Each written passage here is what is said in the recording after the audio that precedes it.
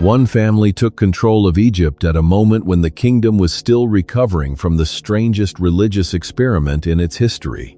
Within a single century, that family produced the most famous pharaoh who ever lived. They fought what may have been the largest chariot battle in the ancient world. They signed the oldest peace treaty that still survives in writing, a copy of which hangs today on a wall at the United Nations. They covered Egypt in stone monuments so enormous that we are still standing in their shadow more than 3,000 years later. And then the same family fell apart. A succession crisis split the country. A boy king with a crippled foot sat on the throne, while a foreign-born official pulled the strings behind him. A woman crowned herself pharaoh in her own name, and the whole line collapsed into a period so chaotic that a later Egyptian document described it as a time when every man killed his neighbor. This is the story of the 19th Dynasty of Egypt, the age of Ramesses, the high point of the new kingdom, and the beginning of its long slide downward. If you are enjoying this so far, hit like and subscribe. It genuinely helps this channel more than you would think. Now, here is a question I want you to sit with as we go. Imagine you are an ordinary farmer in the Nile Delta, and one morning you look up to see a new city rising on the horizon, built by a king who wants to be remembered forever. Would you have believed it would last? Drop your answer in the comments. I read them. Over the next few hours, we are going to walk through this dynasty from beginning to end. We will start with the soldier who founded it almost by accident, follow the kings who built it into a superpower, sit inside the most documented battle of the Bronze Age, and then watch the slow, messy collapse that handed Egypt over to a new royal line. Along the way, we will look at how ordinary Egyptians actually lived during this period, what they ate, what they wore, and what they believed. So settle in. This is the complete story of the Ramesside Age, Egypt after the heresy. To understand where the 19th dynasty came from, you have to understand the wreckage it was built on top of. For most of the 18th dynasty, Egypt had been the most powerful state in the world. Its kings had pushed the borders of the empire deep into Nubia in the south and up through Canaan and Syria in the north. Gold flowed in from the desert mines. Tribute arrived from foreign princes. The great temple of the god Amun at Karnak, in the southern city of Thebes, had grown rich and enormous, and the priesthood that ran it had grown powerful alongside it. Then a single king tried to tear all of that down. His name was Amenhotep IV, and a few years into his reign he changed his name to Akhenaten. He declared that the old gods of Egypt, the entire crowded family of deities that Egyptians had worshipped for more than 1,000 years, were no longer to be honored. In their place, he raised up a single god, the Aten, the visible disk of the sun. He closed temples. He cut the funding to the priesthood of Amun. In some places, he ordered the name of Amun chiseled off the monuments. And he abandoned the traditional capitals entirely, building a brand new city in the middle of the desert at a site we now call Amarna, where he could worship his god in isolation. For roughly 17 years, Egypt was governed by a king who had turned his back on the religious system that held the entire society together. The empire suffered for it. Letters survive from this period, written in clay and sent by Egypt's allies and vassals in the Near East, begging for military help that never came. The administration drifted. The army was neglected. When Akhenaten died, the experiment died with him. A boy took the throne, a child of around 9 years old, who is far more famous in death than he ever was in life. We know him today as Tutankhamun. Under his advisors, the court abandoned Amarna, returned to the traditional capitals, and began the long work of restoring the old gods. The temples of Amun were reopened and refunded. The young king himself changed his name from Tutankhaten, which honored the sun disk, to Tutankhamun, which honored the old chief god. But Tutankhamun died young, still only a teenager, leaving no surviving children. His tomb was small, and hastily prepared, which is part of the reason it survived intact for us to find. After him came an elderly courtier named I, who reigned only a few years. And after I came the man who really set the stage for everything that followed. His name was Horemheb, and he was a soldier. He had been the commander of the army and the most senior official in the land. He had no royal blood that anyone has ever been able to prove. But he had power, he had the loyalty of the military, and Egypt was exhausted and badly in need of a firm hand. Horemheb took the throne and set about rebuilding the country from the foundations up. He reorganized the government. He issued a famous decree cracking down on corruption among officials and soldiers who had been abusing ordinary people. He restored the temples and poured resources back into the priesthoods. And he did something that the dynasty after him would also do. He attacked the memory of the kings who had come before him. Horemheb treated the entire Amarna period as something that should never have happened. He had the names of Akhenaten, of the kings who immediately followed him, and even of Tutankhamun and I struck from the official record. In the later king lists carved on temple walls, the throne passes directly from the last respectable king before Akhenaten straight to Horemheb himself, as if the heresy had simply been deleted from history. This act of erasure matters because the 19th dynasty would inherit this same instinct. The kings who came next were obsessed with order, with legitimacy, and with carving their names so deeply into stone that no future ruler could ever erase them in turn. But Horemheb had a problem of his own. Like Tutankhamun before him, he had no surviving son to inherit the throne. He had spent his entire reign restoring stability, and he was not about to let it collapse into another succession crisis the moment he died. So he made a decision that founded a dynasty. He looked to his most trusted lieutenant, a fellow military man who had risen at his side through the ranks of the army and the administration. He named that man his heir. That man was an old soldier from the eastern delta named Ramesses. And when Horemheb died, Ramesses took the throne and became known to history as Ramesses I. The dynasty that was about to begin would not come from the old royal heartland around Thebes. It would come from the north, from a family of soldiers rooted in the marshy frontier country of the Nile Delta. That origin would shape everything they did, from the wars they chose to fight to the brand new capital city they would eventually build, far from the ancient religious center of the south. The soldier who became king, Ramesses I, did not come from a palace.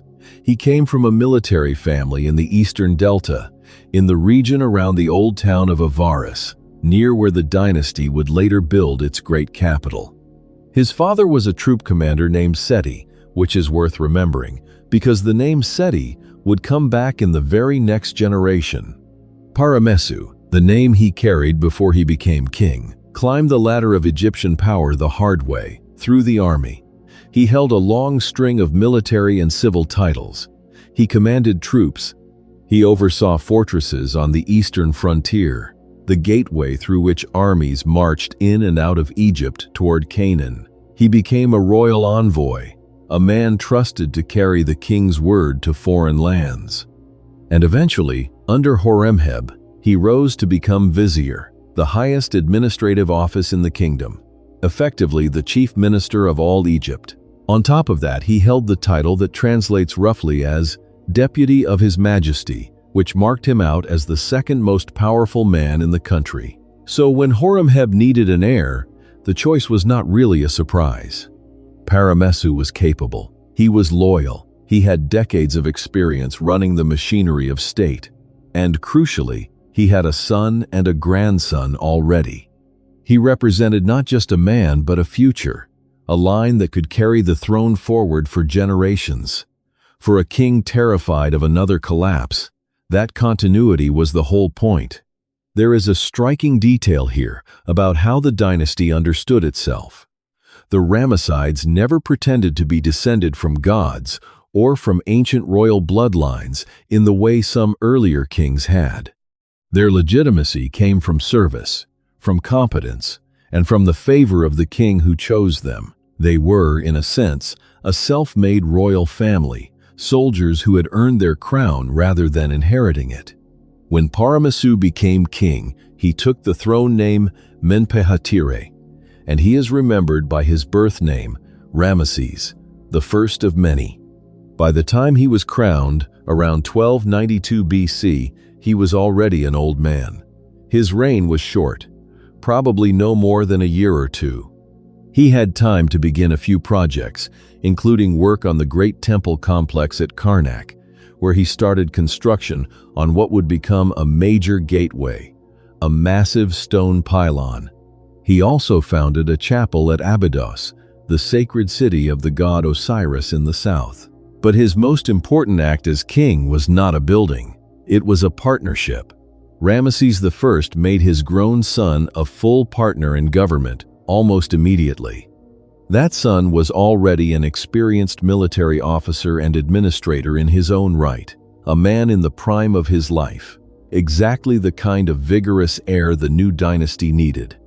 Where the father was old and would not reign long, the son was ready to carry the project forward with energy. Ramesses I was buried in a small tomb in the Valley of the Kings, the royal burial ground across the river from Thebes. Because his reign was so brief, the tomb was modest and finished in a hurry, with painted decoration rather than the elaborate carved reliefs of longer reigns. His mummy had a strange and wandering afterlife. It appears to have been removed from its tomb by ancient priests for safekeeping, and then, in the modern era, it left Egypt entirely and spent many years on display in a museum in North America, its royal identity unrecognized, before scholars eventually concluded it was almost certainly the founder of the dynasty himself. It was finally returned to Egypt, where it rejoined the other kings of his line. The founder had done his job. He had taken the crown handed to him, kept the kingdom stable, and passed the throne smoothly to a son who was more than ready. That son would prove to be one of the great kings of Egyptian history in his own right, a warrior and a builder who put the dynasty firmly on the map. His name was Seti I. Seti I and the restoration of power. Seti I took the throne around 1290 BC, and he came to it as a man who already knew how to fight and how to rule. He had served as a military commander under his father and grandfather's old master, Horemheb, and he had been groomed for kingship as co-ruler during his father's brief reign. He wasted no time. His name itself is interesting. Seti means something like man of Set, after the god Set, an ancient and powerful Egyptian deity associated with the desert, with storms, with chaos, and with the frontier regions where this family had its roots. In later periods, Set would develop a darker reputation, but in Seti's time, the god was still widely honored, especially in the Delta. A king named after Set was making a statement about where his family came from. Seti's first priority was the empire. During the long disruption of the Amarna years and the slow recovery under Horemheb, Egypt's grip on its northern territories in Canaan and Syria had loosened. Local princes had stopped paying attention to Egypt. Rival powers had moved in, above all the Hittites, a formidable empire based in Anatolia, in what is now Turkey, who had been expanding their influence southward into Syria. Seti set out to put Egypt back on top. In the very first years of his reign, he marched north at the head of his army. His campaigns are recorded in detailed reliefs on the outer walls of the great temple of Amun at Karnak, where you can still see him riding his chariot into battle, towering over his enemies in the conventional artistic style that always made the king many times larger than everyone else. He fought against the Shasu, the nomadic Bedouin peoples of the southern Levant who were raiding Egyptian-controlled territory. He pushed up the coast and into the interior, retaking towns and forcing local rulers back into line. He reached as far as the region around Kadesh, a strategically vital city on the Orontes River in Syria, that sat right on the fault line between the Egyptian and Hittite spheres of influence. For a time, Seti even took Kadesh itself and a nearby territory called Amurru back under Egyptian control. He also campaigned in other directions. He led a war against the Libyans, pressing on Egypt's western border, a threat that would grow far more serious in later reigns. He sent forces south into Nubia to secure the gold-bearing lands that funded the entire Egyptian state. By the end of his reign, Egypt was once again a power that the rest of the ancient world had to take seriously. But Seti was not only a soldier, he was one of the greatest builders Egypt ever produced, and the monuments he left behind are among the most beautiful that survive from the entire ancient world. At Karnak, he took the gateway his father had begun and used it as the entrance to a vast new hall, the Great Hypostyle Hall, a forest of enormous stone columns covering an area large enough to hold a small cathedral. The central columns stand more than 20 meters tall. The hall was so huge that Seti did not live to finish it. His son completed it, and the two reigns are written all over its walls, with the father's delicate, refined carving in one section, and the son's deeper, blunter style in another. Seti's masterpiece, though, was far to the south at Abydos, the holy city sacred to Osiris, the god of the dead and of resurrection. There he built a great temple of exceptional quality. The carved reliefs inside are some of the finest ever produced in Egypt, cut with a precision and grace that later reigns never quite matched.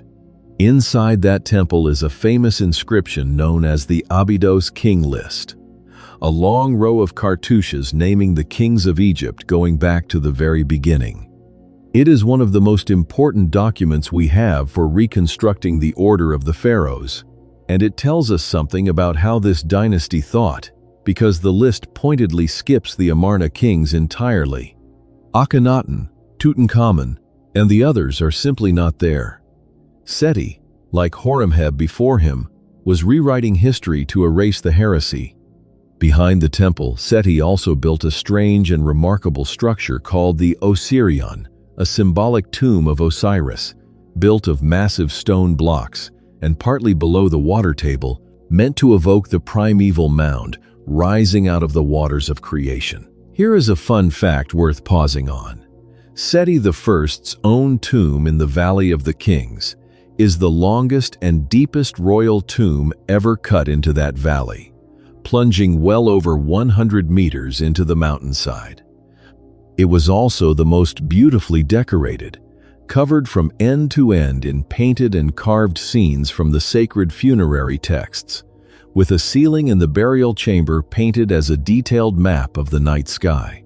When a European explorer rediscovered it in the early 19th century, the alabaster sarcophagus inside was so fine, carved from a single block of translucent stone, that it was eventually shipped to London, where it still sits today in a small museum, glowing when lit from within.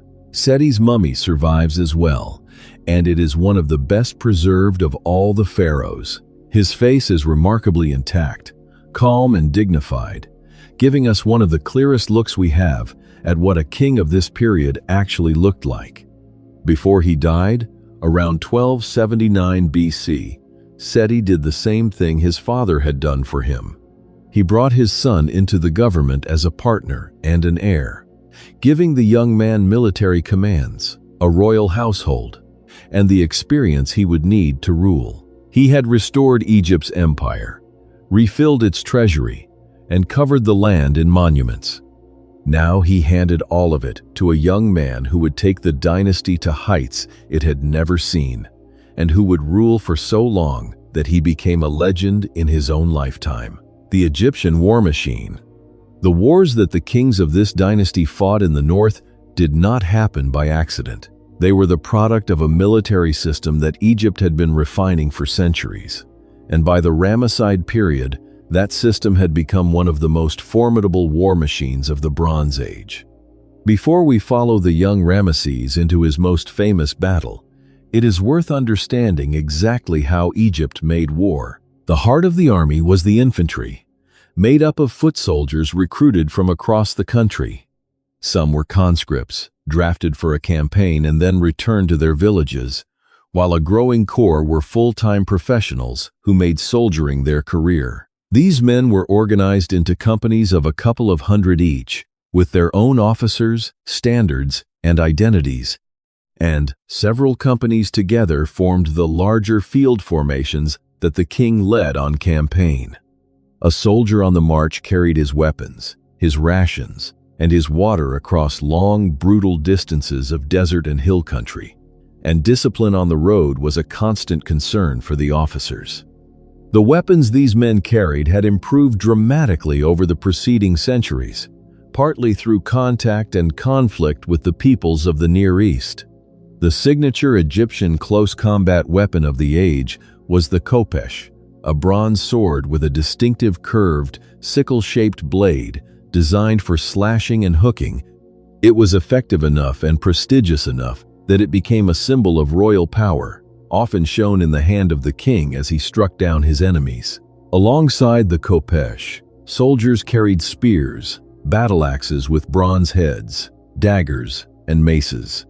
For protection, they relied chiefly on large shields, often made of wood covered in hide, while body armor, where it was used, took the form of garments sewn with overlapping scales of bronze or leather, which were expensive and largely reserved for chariot crews and elite troops. The single most important weapon of the period, though, was the bow, and specifically the composite bow. This was a sophisticated piece of technology, built up from layers of wood, horn, and sinew glued together, which gave it far greater power and range than a simple self-bow cut from a single piece of wood. A massed body of archers could darken the sky with arrows and break up an enemy formation before the two sides ever came to hand-to-hand fighting. Egypt had also long relied on the famous archers of Nubia to the south, whose skill with the bow was renowned, and Nubian troops served in the Egyptian forces as scouts and bowmen, part of a long tradition of incorporating skilled foreign fighters into the army. But the true elite of the Egyptian military, the arm that gave it prestige and shock power, was the chariotry. The war chariot had transformed warfare across the entire ancient Near East. The Egyptian version was a marvel of lightweight engineering. A small open platform set on two-spoked wheels and drawn by a pair of horses, built light enough to be fast and maneuverable. Each chariot carried two men, a driver who controlled the horses and a warrior who fought with the composite bow and with javelins. In battle, squadrons of chariots could race across the field at speed, pour arrows into the enemy, wheel away before they could be caught, and then charge in again, acting as a mobile striking force that could shatter infantry and run down a fleeing enemy. A chariot was enormously expensive to build and maintain. The vehicle itself required skilled craftsmen and fine materials, and behind each one stood a team of grooms, horse trainers, and repairers, along with the horses themselves, which were costly to feed and care for. As a result, the chariot warriors formed a kind of military aristocracy.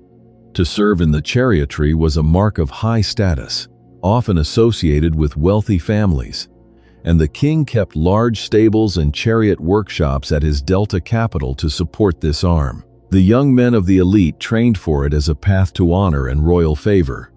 Getting an army from Egypt to the battlefields of Syria was a challenge all its own, and here the kings of this period relied on a carefully maintained road.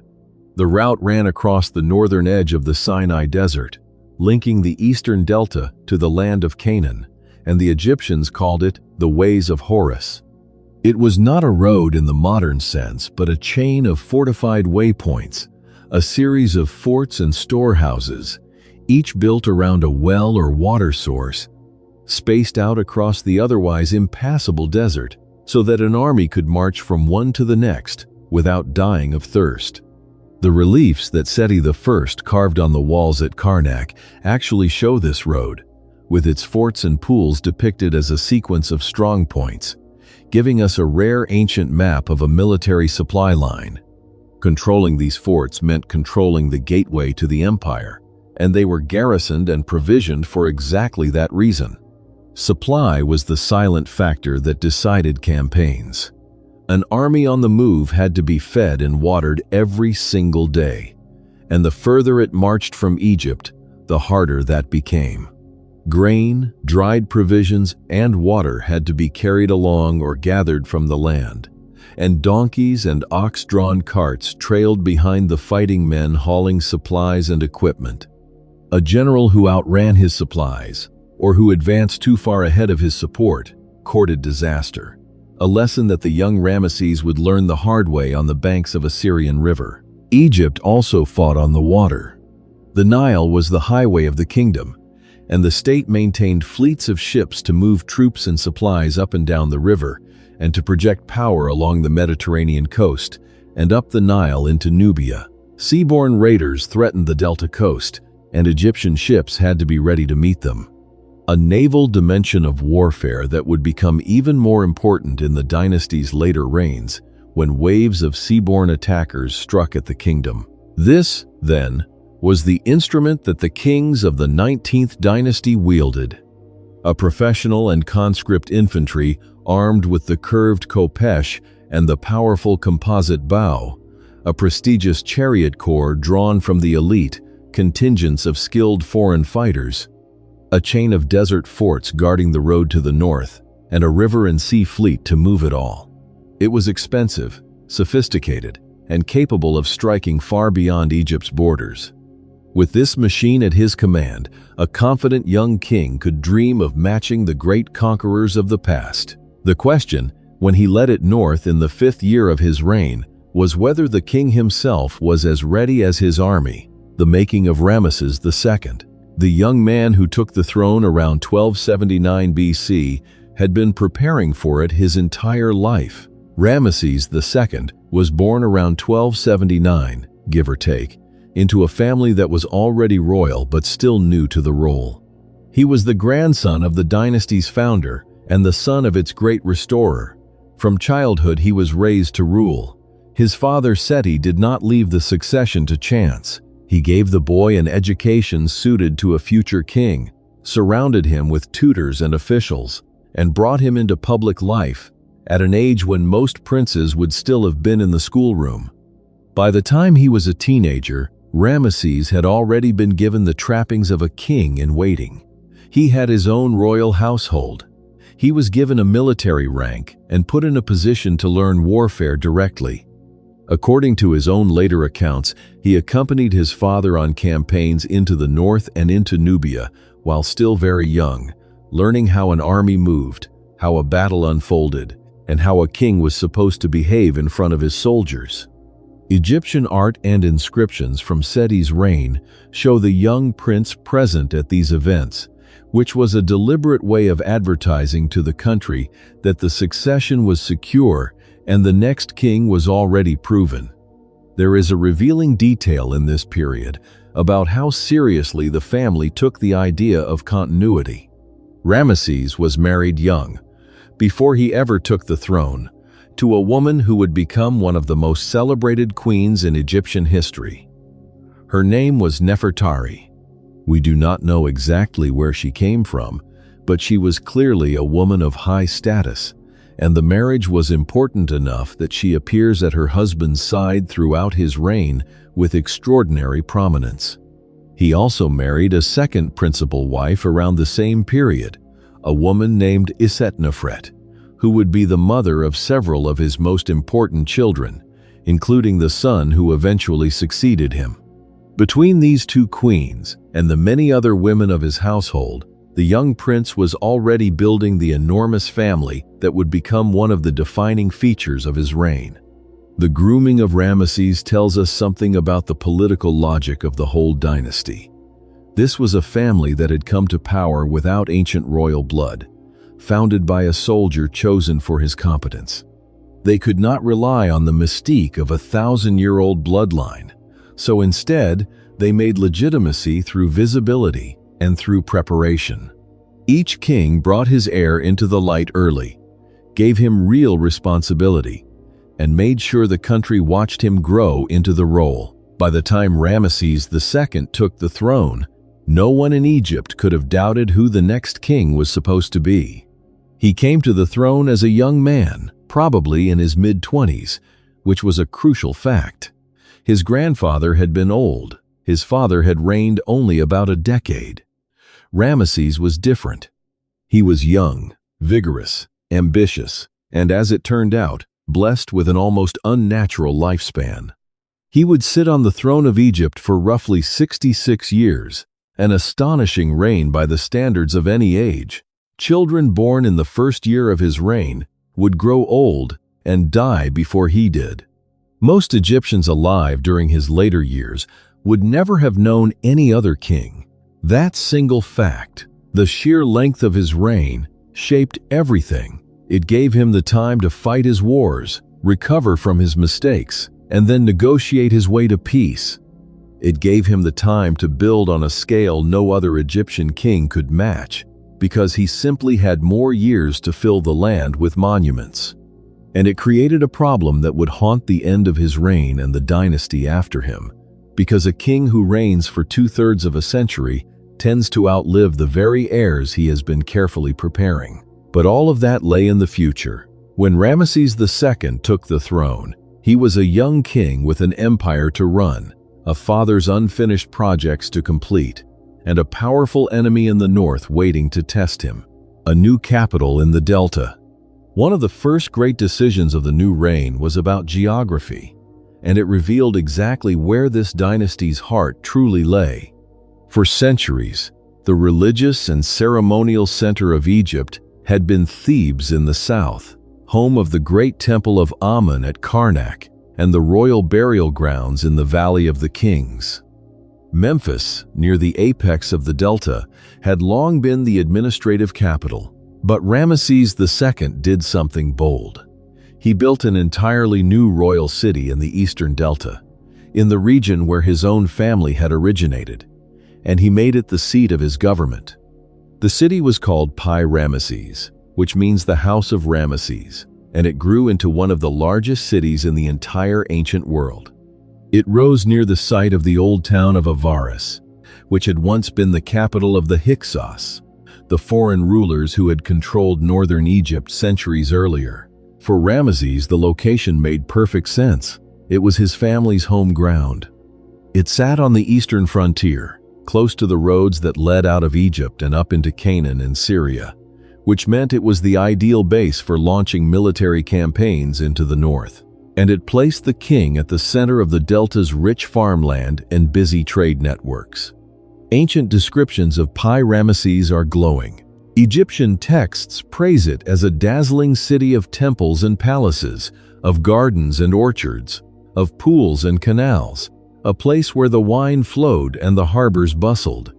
Archaeologists have confirmed that it was genuinely enormous, sprawling across a huge area, with vast temple precincts, palace complexes, and even military barracks, and what appear to be chariot workshops and stables, fitting for a king who fancied himself a great warrior. For more than a century, through the rest of this dynasty and into the next, Pi-Ramesses was the working capital of Egypt.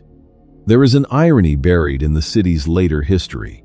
The branch of the Nile that fed Pi-Ramesses eventually silted up and shifted course. Once the water failed, the city could not survive, and over the following centuries it was gradually abandoned. Later kings dismantled its monuments and carried the stones away to build a new capital nearby. The great city simply vanished from the landscape so completely that for a long time scholars could not even agree on where it had stood. It is one of the reasons the location of this famous city was debated for so long. With his capital established, the young Ramesses turned to the business of being king. He completed the projects his father had left unfinished, including the great hypostyle hall at Karnak, where his deeper, heavier carving style sits right alongside his father's finer work. He began launching his own military operations almost immediately. One of his earliest campaigns brought him face to face with a new kind of enemy. Off the coast, Raiders had been attacking Egyptian shipping and the delta itself. These were the Shurden, seaborne warriors, who were among the groups that ancient texts lumped together under the broad label of the Sea Peoples, a loose collection of migrating and raiding populations who would trouble the eastern Mediterranean for generations. Ramesses set a trap, defeated the Shurden raiders, and then did something very practical. Rather than simply destroying his captured enemies, he recruited many of them into his own army. In later years, Shurden warriors, with their distinctive horned helmets and round shields, appear among Ramesses' elite troops, fighting for the very king who had once defeated them. His attention, though, kept turning north, toward Syria and the great rival empire of the Hittites. In the early years of his reign, he campaigned into the Levant, securing the coastal routes and pressing Egyptian claims over the contested territory of Amurru, a region that sat right on the border between the Egyptian and Hittite zones. When the prince of Amurru switched his allegiance from the Hittites to Egypt, it was a direct challenge to Hittite power.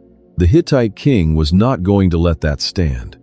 Both empires began preparing for a showdown over the same strategic prize that Ramesses' father had once fought for, the city of Kadesh on the Orontes River. In the 5th year of his reign, the young king of Egypt marched north at the head of the largest army he had ever assembled, determined to crush the Hittites and prove himself the equal of the great warrior kings of the past. What happened next became the most famous, most thoroughly recorded battle of the entire Bronze Age, and Ramesses would spend the rest of his life making sure no one ever forgot it. The Battle of Kadesh. In the 5th year of his reign, around 1274 BC, Ramesses II led his army out of Egypt and marched north towards Syria. His goal was the city of Kadesh, the strategic strongpoint on the Orontes River that had changed hands between Egypt and the Hittites more than once. His enemy was the Hittite king Muwatalli II, who had assembled a coalition of allies and vassals from across the Near East to meet him. Ramesses organized his army into 4 large divisions, each named after a major Egyptian god. There was the division of Amun, which the king led personally, the division of Re, the division of Ptah, and the division of Set. Together, these divisions, with their infantry and their chariots, may have numbered around 20,000 men. The Hittite force was at least as large, possibly larger, and crucially, it was built around an enormous chariot corps. Ancient accounts and modern estimates suggest that when both sides are counted together, several thousand chariots took the field that day, which would make Kadesh one of the largest chariot battles ever fought. The campaign began to go wrong because of bad intelligence. As the Egyptian army approached Kadesh, 2 men who appeared to be local Bedouin came into the Egyptian camp and were brought before the king. They told Ramesses exactly what he wanted to hear, that the Hittite king was still far to the north, frightened of the Egyptian advance, and nowhere near Kadesh. It was a trap. The 2 men were Hittite agents, and Muwatalli was not far away at all. His entire army was hidden on the far side of the city, waiting. Believing the road was clear, Ramesses pushed ahead with only the division of Amun, racing to be the first to reach the prize. He crossed the river and made camp to the northwest of Kadesh, well ahead of his other divisions, which were strung out for miles behind him along the line of march. It was a dangerous position, and Ramesses had walked straight into it. The truth came out only when Egyptian scouts captured 2 more Hittite spies and beat the real story out of them. The entire Hittite army was concealed just on the other side of the city, right next to the exposed Egyptian camp. Ramesses had barely begun to grasp the danger when the trap sprang. A massive force of Hittite chariots swept across the river and smashed directly into the division of Re, which was still on the march and completely unprepared. The Egyptian column shattered. Panicked soldiers fled toward the king's camp, with the Hittite chariots tearing through them, and the chaos spilled straight into the camp of the division of Amun itself. For a few minutes, the king of Egypt was in mortal danger. His army was scattered, 2 of his 4 divisions were nowhere near the fight, and Hittite chariots were inside his own camp. According to the story Ramesses told for the rest of his life, this was his finest hour. He claimed that in this moment of total disaster, abandoned by his terrified men, he called upon the god Amun, mounted his chariot, and charged into the enemy almost alone, cutting his way through the Hittite chariots again and again by sheer divine-backed courage, single-handedly turning the tide of the battle. The reality was almost certainly less heroic and more lucky. While Ramesses and his household troops fought desperately to hold the camp, a separate Egyptian force arrived at exactly the right moment. This was an elite unit that had been marching up along the coast on a different route, and they struck the Hittite chariots in the flank, while those chariots were busy looting the Egyptian camp instead of pressing their advantage. Caught off balance, the Hittite chariotry was driven back toward the river, and many were cut down or drowned trying to escape. Then the lead elements of the division of Ta came up from the south, and the immediate crisis passed. By the end of the day, both armies were still standing, and both had taken heavy losses.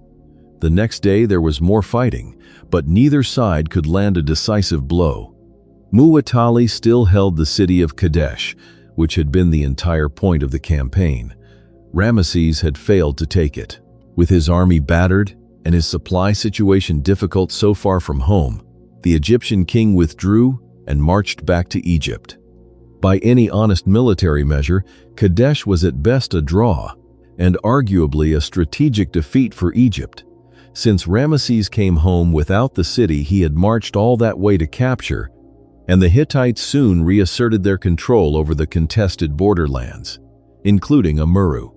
But that is not how Ramesses told it. Back in Egypt, he commissioned the story of Kadesh to be carved and painted on the walls of temple after temple at Karnak, at Luxor, at Abydos, at the Ramesseum, and at Abu Simbel. He had it written up in 2 distinct forms, a longer literary account that scholars call the poem, and a shorter caption-style narrative called the bulletin, along with elaborate battle scenes showing the giant king crushing his enemies. In Ramesses's version, Kadesh was a glorious personal triumph, proof that he was a hero favored by the gods. The propaganda worked, in a sense, because thousands of years later we are still talking about it. Kadesh is the earliest battle in human history for which we have detailed accounts of the tactics, the deception, the troop movements, and the near disaster. We even have, in effect, both sides of the story, because Hittite records survive too, and they make it clear that the Hittites considered the outcome a success for themselves. The very fact that we can compare the 2 versions is what makes Kadesh so valuable to historians. It is a rare window into how an ancient king turned a messy, inconclusive battle into a monument to his own glory. The fighting between Egypt and the Hittites did not end at Kadesh. The 2 empires kept skirmishing over the border for years afterward, with towns and territories changing hands. But neither side could ever fully overpower the other.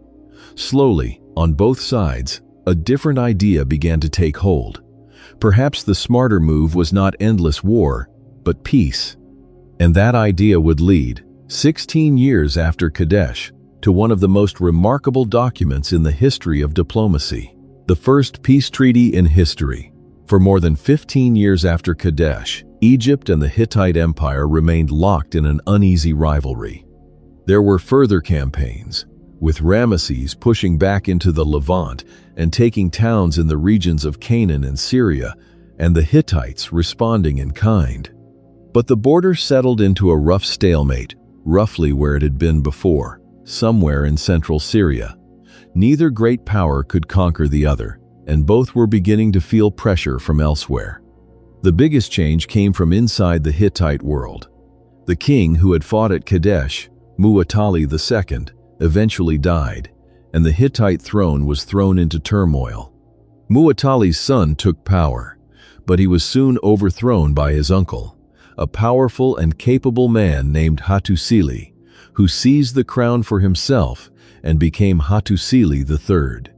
The nephew he had deposed fled, and for years afterward this exiled former king was a thorn in Hattusili's side, looking for foreign backers who might help him take the throne back. For a time, the exile even sought refuge in Egypt, which gave Ramesses a useful piece of leverage.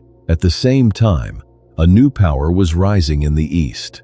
The kingdom of Assyria, in northern Mesopotamia, was growing stronger and more aggressive, and it threatened the Hittite Empire's eastern flank.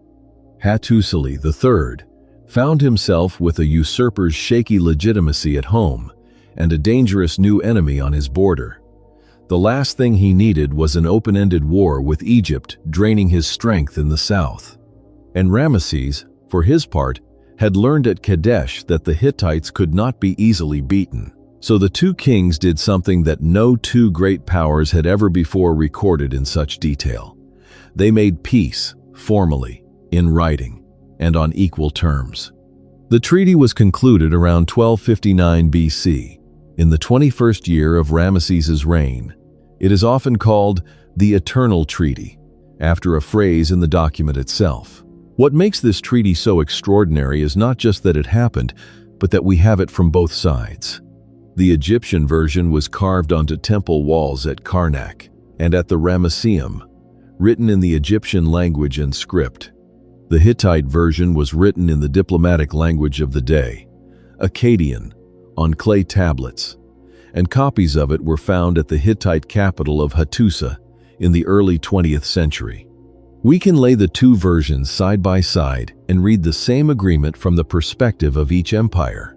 They do not match word for word, because each side framed it slightly in its own favor, but the core terms are clearly the same agreement. And those terms were genuinely sophisticated. The two kings agreed to stop fighting and to respect each other's territory. They pledged a defensive alliance, promising that if either empire was attacked by a third party, the other would come to its aid. They agreed to support each other's legitimate succession, so that if a king died, the other would help his rightful heir take the throne against any usurper, which was a clause that mattered enormously to a usurper like Hattusili. And they agreed to extradite fugitives and political refugees back to one another, while including provisions that those returned should not be cruelly punished. The whole document was placed under the protection of the gods of both lands, with the deities of Egypt and the deities of the Hittites called as divine witnesses and guarantors. This is why a copy of the Egyptian-Hittite treaty hangs today at the headquarters of the United Nations in New York. It is widely regarded as the earliest surviving international peace treaty between two great powers anywhere in the world. A document showing that more than 3,000 years ago, two empires worked out a careful, balanced framework for living alongside each other rather than destroying one another. The peace held, and it held for a long time. The relationship between the two royal houses warmed over the following years. Letters survive showing the kings and even the queens of the two empires writing to one another. Ramesses' powerful queen and his mother exchanged correspondence with the Hittite royal women. The two courts traded gifts and physicians. The alliance was eventually sealed in the most personal way available to ancient royalty, through marriage.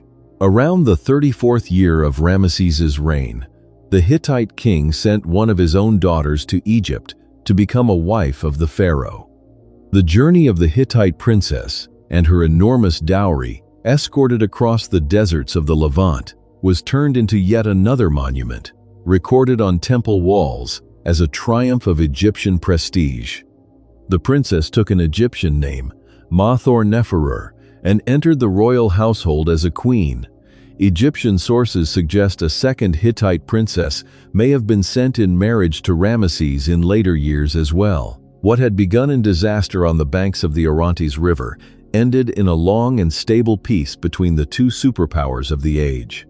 It is one of the great success stories of ancient diplomacy, and it freed Ramesses to spend the enormous remaining years of his reign on the activity for which he is most remembered, building on a scale that no Egyptian king before or since ever matched. The Brotherhood of Kings. The peace between Egypt and the Hittites did not exist in isolation. It was one piece of a much larger system, a network of great powers that stretched across the entire Eastern Mediterranean and the Near East, and that operated by a set of shared rules and customs that historians sometimes describe as the first age of international diplomacy. To understand the world the 19th dynasty lived in, you have to see Egypt as one member of an exclusive club of kings. At the top of this world sat a handful of rulers who recognized one another as equals and addressed each other, quite literally, as brother. The king of Egypt was one. The king of the Hittites was another. The king of Babylon, in southern Mesopotamia, was a third. The rising king of Assyria, in the north of Mesopotamia, was pushing his way into the group, much to the irritation of the older members. In earlier generations, the kingdom of Mitanni had held a place in this circle before it was broken and absorbed by its neighbors. These great kings treated one another as members of a single elite brotherhood, and the lesser rulers of the world, the princes of the cities of Canaan and Syria and beyond, were their vassals and subjects, not their equals. This brotherhood communicated through letters, and a great many of these letters survive, written on clay tablets in a script of wedge-shaped marks pressed into the wet clay. The remarkable thing is the language they used. The international language of diplomacy across this whole world was not Egyptian and not Hittite, but Akkadian, the language of Mesopotamia, which served as a common tongue the way certain languages have served as the language of diplomacy in more recent centuries. This meant that Egyptian scribes had to be trained in a foreign language and a foreign writing system simply to handle the kingdom's foreign correspondence. In the royal capitals, specialist scribes maintained archives of incoming and outgoing letters, and the kings dictated messages to their brothers covering alliances, complaints, requests, and the endless negotiation of marriages and gifts. Gifts were the lifeblood of this system, and they were not casual presents. The exchange of lavish gifts between great kings was a formal mechanism of diplomacy, a way of demonstrating wealth, sealing friendships, and maintaining the bonds of the brotherhood. And in this exchange, Egypt held a unique and enviable position because Egypt had gold. The mines of the eastern desert and of Nubia made the Egyptian king the great source of gold in the ancient world, and foreign rulers wrote to the pharaoh practically begging for it, often with the famous complaint that in Egypt, gold was supposedly as common as dust. In return, the other great kings sent what Egypt lacked or prized. From the north and east came lapis lazuli, the deep blue stone that Egyptians loved, along with silver, fine horses, exotic goods, and skilled specialists. Marriage was the other great instrument of diplomacy, and here Egypt drove a notoriously one-sided bargain. Foreign kings regularly sent their daughters to become wives of the pharaoh, as the Hittite king did when he sealed the peace with Ramesses. But the Egyptian kings almost never sent their own daughters abroad in return. There survives a famous and revealing line from this diplomatic world, in which an Egyptian king flatly refuses a foreign request for a princess by stating that from the beginning of time, a daughter of the king of Egypt has not been given to anyone. The pharaohs were happy to receive foreign brides as a sign of their own prestige, treating the arrival of a princess as a kind of tribute, but they considered their own daughters too exalted to be handed over to foreign courts.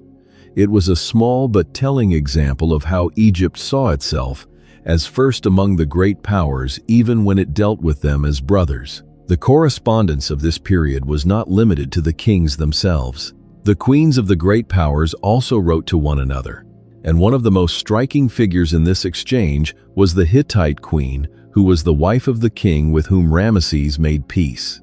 She was a formidable woman named Puduhepa, a queen of real political power who took an active hand in the affairs of her kingdom, whose name appeared alongside her husband's on official documents, and who corresponded directly with the Egyptian court, including during the long negotiations over the marriage that sealed the alliance.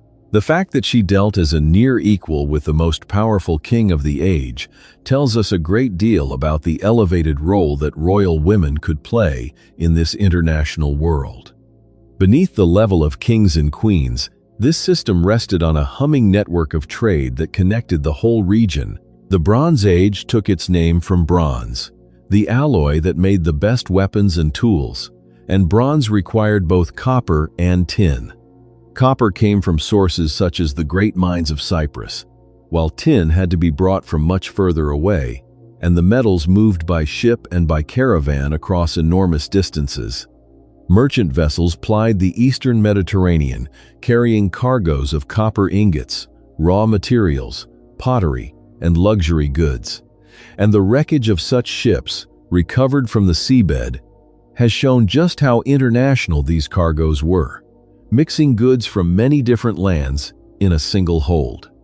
This trade tied the great kingdoms together in a web of mutual dependence. Egypt, the Hittites, the cities of the Syrian and Canaanite coast, the islands of the sea, all of them were knit into one interconnected economy. That interconnection was a strength, but it was also a weakness.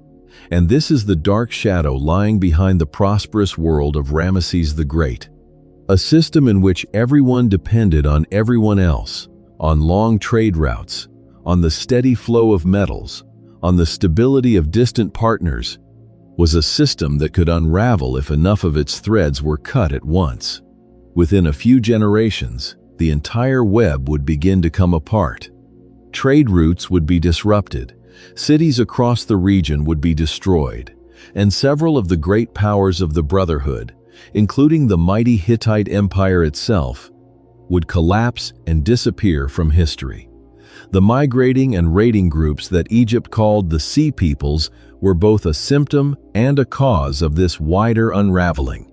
The 19th dynasty lived at the height of this international world, at the very moment before it began to fall apart, and the later kings of the dynasty would find themselves fighting to keep Egypt from being dragged down with it. For now, though, at the height of Ramesses the Great's long reign, Egypt sat secure and rich at the head of this brotherhood of kings, its gold flowing out and its prestige flowing in. And the king used that security and that wealth to do the thing he loved most of all, which was to build. The greatest builder.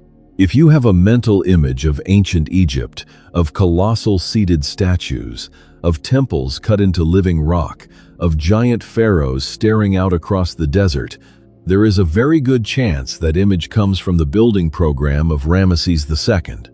No other Egyptian king built so much, in so many places, on such a scale, and few were so determined to make sure that every monument carried his name. The most famous of all his works stands far to the south, near the border with Nubia, at a place called Abu Simbel. There Ramesses ordered 2 temples carved directly into a sandstone cliff face.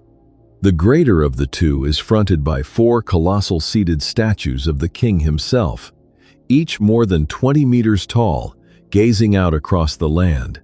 The temple was dedicated to a group of great state gods, including the sun god in his various forms, the chief god Amun, and the creator god Ptah.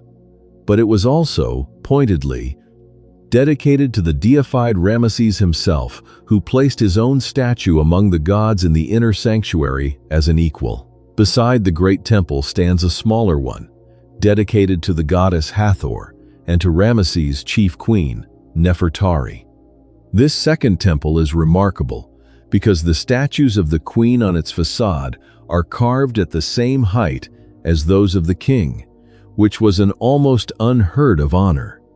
Normally, a queen would be shown far smaller than her husband. Here, Nefertari stands as his equal in stone.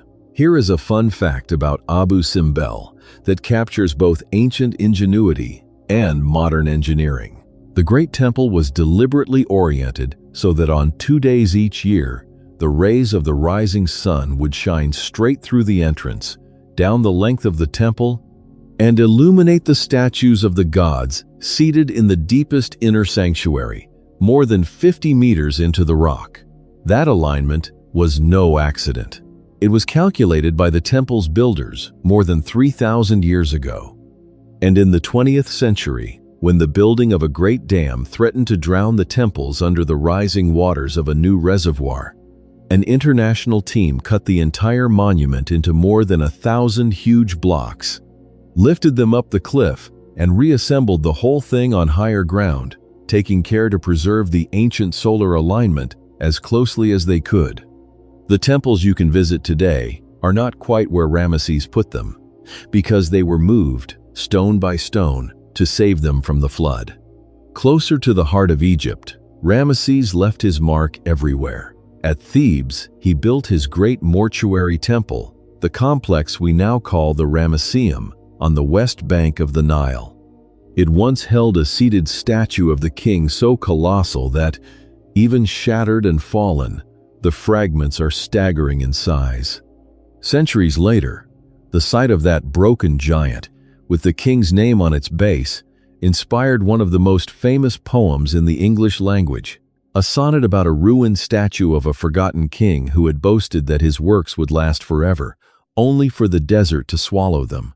The poem turned Ramesses, under a Greek version of his name, into a permanent symbol of the vanity of power, which is a strange afterlife for a king who tried so hard to be remembered and who, in a way, succeeded completely. At Karnak, beyond completing his father's great hypostyle hall, Ramesses added courts, statues, and inscriptions. At nearby Luxor Temple, he built a magnificent new entrance court and a towering gateway, the pylon, fronted by colossal statues of himself and by a pair of tall granite obelisks. One of those obelisks still stands in front of the temple today. The other was given to France in the 19th century and now stands in the center of a great public square in Paris, a piece of Ramesses' Egypt set down in the middle of a modern European city. Ramesses was also not above taking credit for the work of his predecessors. Throughout Egypt, he had his name carved onto older monuments, sometimes replacing the names of earlier kings, sometimes simply adding his own. He learned to cut his cartouches, the oval rings enclosing a royal name, especially deep into the stone, so deep that no later king could easily grind them away and replace them, the way he himself had done to others. It was a direct response to the dynasty's founding obsession with erasure. Ramesses was determined that no one would ever do to his name what Horemheb and Seti had done to the Amarna kings. His queen Nefertari received one of the most beautiful tombs ever made, cut into the Valley of the Queens. Across the river from Thebes, her tomb is covered in vividly painted scenes of the queen in the presence of the gods. The colors so fresh and the artistry so fine that it is often called one of the most beautiful painted spaces from the entire ancient world. When Nefertari died, relatively early in the long reign, Ramesses honored her on a scale rarely granted to any Egyptian queen. The scale of all this construction was only possible because of two things: an empire at peace and a reign that simply would not end. With the Hittite war settled and the borders quiet, the resources of Egypt and its territories could be poured into stone instead of soldiers. And because Ramesses lived and reigned for so extraordinarily long, he had decades upon decades to keep building. But that same long life, the very thing that made him the greatest builder in Egyptian history, was about to create a tangled problem at the heart of the royal family: Nubia and the gold of Kush. The wealth that paid for the monuments, the wars, and the diplomatic gold came in large part from a single direction: the south. Beyond Egypt's traditional southern frontier lay the land of Nubia, which the Egyptians often called Kush, stretching up the Nile through a series of rocky cataracts deep into what is now Sudan. For the kings of the 19th dynasty, Nubia was not a foreign country to be raided. It was a colonial possession, an integral part of the empire, and above all, it was the source of the gold that made Egypt the richest kingdom of the age. Egypt had conquered Lower Nubia and pushed its control far up the river during the great expansion of the previous dynasty. and by the Ramesside period, the region was firmly under Egyptian administration. It was governed by a single, immensely powerful official, whose formal title was the King's Son of Cush, often called the Viceroy of Nubia. This man was not usually an actual son of the king, but he held a position of such authority that he was treated almost as a royal deputy in the south, responsible for the entire administration of Nubia, for collecting its tribute, for managing its temples, and for maintaining order over a vast stretch of territory. The viceroy answered directly to the pharaoh, and the office was one of the most important in the entire kingdom. The reason Nubia mattered so much can be summed up in one word: gold. The deserts on either side of the Nubian Nile and the eastern desert between the river and the Red Sea were laced with gold-bearing rock, and the Egyptians worked these mines hard. Gangs of laborers crushed and washed the ore in brutal desert conditions to extract the precious metal, which then flowed north to fill the royal treasury. It was this gold that funded the building program, that paid and equipped the armies, and that the pharaoh sent out as diplomatic gifts to make foreign kings envious. Without the gold of Cush, the Egypt of Ramesses the Great as we know it would not have been possible. Nubia supplied far more than gold. From the south and from the lands beyond, it came a steady stream of exotic and valuable goods that the Egyptians prized, including ivory from elephant tusks, ebony, and other fine woods, the skins of leopards and other animals, ostrich feathers and eggs, incense, cattle, and exotic live animals destined for the courts and temples of the north. Captives taken in southern campaigns were also brought down the river. All of this arrived as tribute and trade, channeled through the administration of the viceroy and presented in grand ceremonies that the Egyptians loved to depict, showing lines of Nubians bearing the riches of the south to the feet of the king. To hold this land and to bind it to Egypt, the Ramesside kings did what they did everywhere: they built. Nubia became dotted with Egyptian temples, raised partly to honor the gods and the king, and partly as a deliberate statement of Egyptian power and culture planted in the southern landscape. The most famous of all these southern monuments was the great rock-cut temple at Abu Simbel with its colossal guardian figures, but it was far from the only one. Up and down the Nubian Nile, the kings of this dynasty raised a whole series of temples. There was a temple at Beit el-Wali from early in Ramesses the Great's reign, decorated with scenes of his campaigns. There was a striking temple at a place the Egyptians associated with lions, fronted by an avenue lined with sphinxes, partly cut into the rock. There were temples at Gurf Hussein, at Dur, at Aksha, and further south at Amara, where the Egyptians established an administrative center. Seti I and Ramesses the Great both left their mark across the region. These Nubian temples did important cultural work. They spread the worship of the great Egyptian gods deep into the south, and many of them also promoted the cult of the deified king himself, presenting the living pharaoh as a god to be worshipped by his Nubian subjects.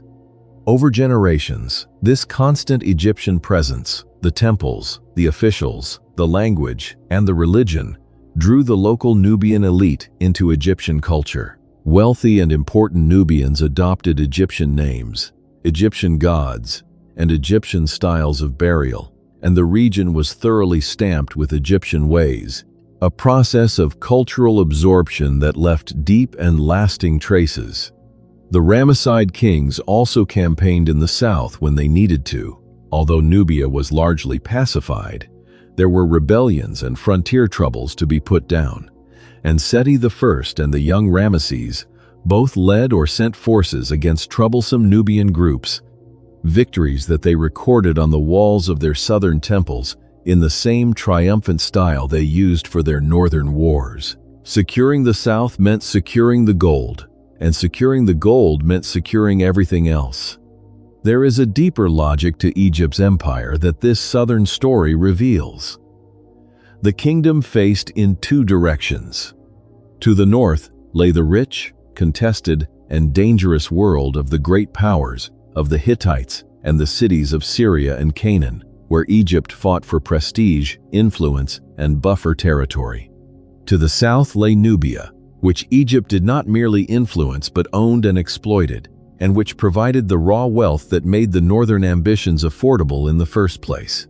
The famous battles and treaties of the north tend to capture all the attention, but it was the quieter, harsher work in the southern deserts, the digging and washing and hauling of gold, that ultimately paid for the glory. This two-faced empire, glittering and aggressive in the north, extractive and colonial in the south, was the foundation on which the whole Ramesside achievement rested.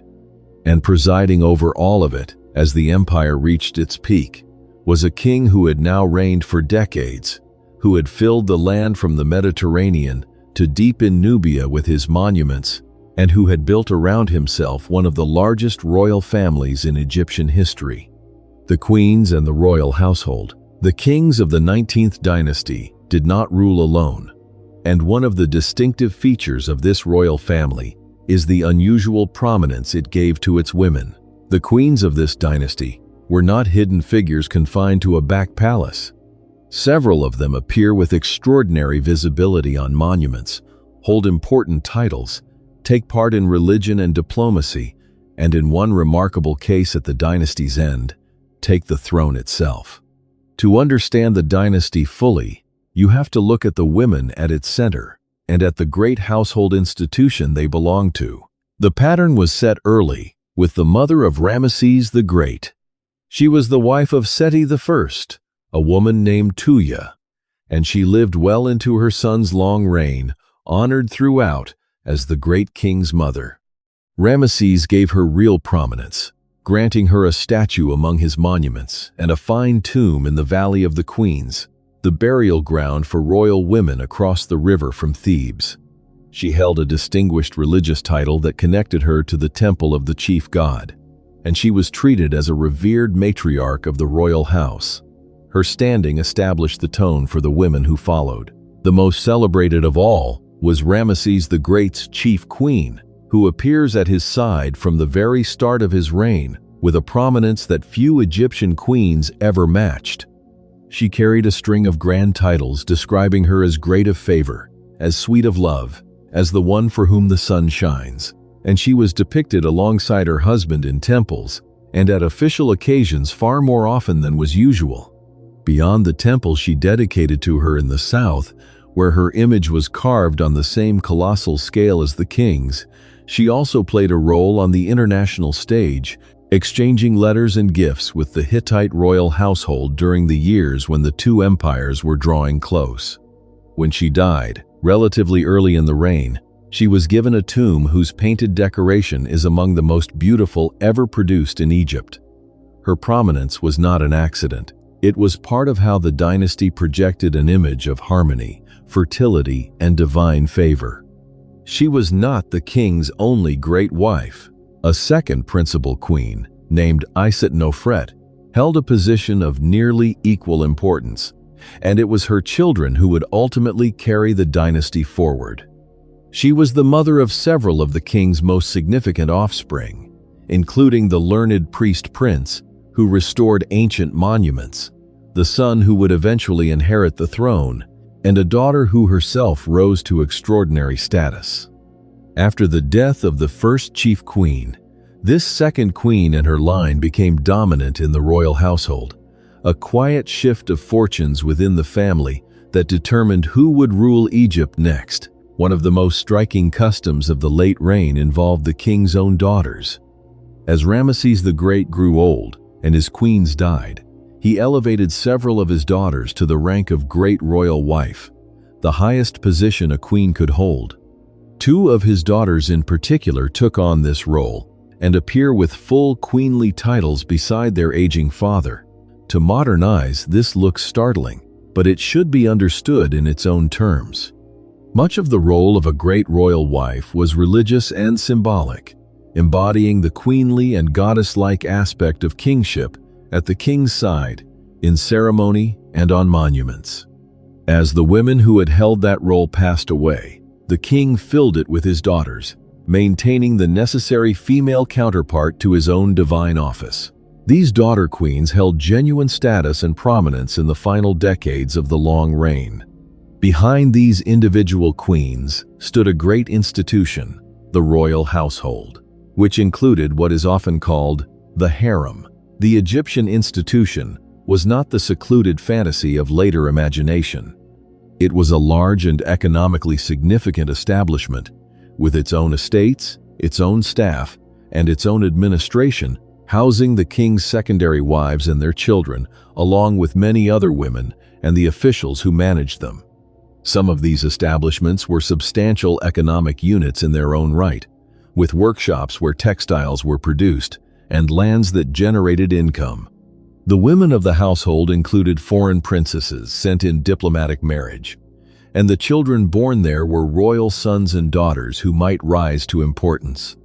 It was, in effect, a self-contained world within the royal estate, and the competition among its women and their children to advance their own offspring was a quiet but real force in palace politics. The religious dimension of queenship was central to all of this. The great royal wife was more than the king's spouse. She was understood to embody the female principle that complemented and completed the king's role, associating her with major goddesses and giving her a part to play in the rituals that sustained the cosmic order. This is part of why the dynasty invested so much in depicting its queens, building temples and tombs for them, and recording their titles. A visibly honored, divinely associated queen reinforced the legitimacy and the sacred character of the king himself. This tradition of powerful, visible royal women runs straight through the dynasty from beginning to end, and it helps explain something that happens in its final years. When the male line faltered and the succession collapsed into confusion, it was a queen who held things together as regent, and ultimately a queen who claimed the full kingship in her own right. A dynasty that had always given real prominence and standing to its royal women was, in the end, one in which a woman could plausibly step into the role of pharaoh when no suitable man remained. The seeds of that final act were planted in the way this family had treated its queens all along. For now, at the height of the reign, the royal household was vast, the queens were honored, and the king had fathered an enormous brood of sons and daughters. That very abundance of children, combined with the king's almost impossible longevity, was about to create one of the strangest dynastic situations in Egyptian history: the king who outlived his heirs. Ramesses II reigned for roughly 66 years and lived into his early 90s, an almost unimaginable span for the ancient world, where many people did not survive childhood, and a man in his 40s was already old. The length of his life made him a legend.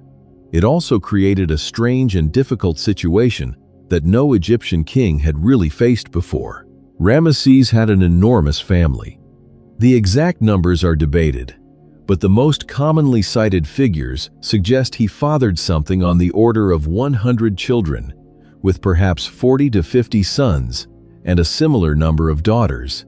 Born to a series of principal queens and a large royal household of secondary wives, he celebrated this fertility openly. At several of his temples, he had long processions of his sons and daughters carved onto the walls, each named in order, a stone parade of royal children advertising the security and abundance of his line.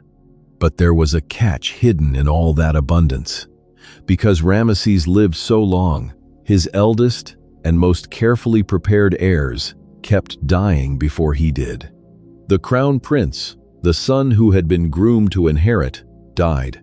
The next in line died. One after another, the sons who had been raised to be king grew old, waiting for a father who simply would not pass on, and many of them died of old age themselves, while Ramesses still sat on the throne. The title of crown prince passed down the line of sons again and again over the decades.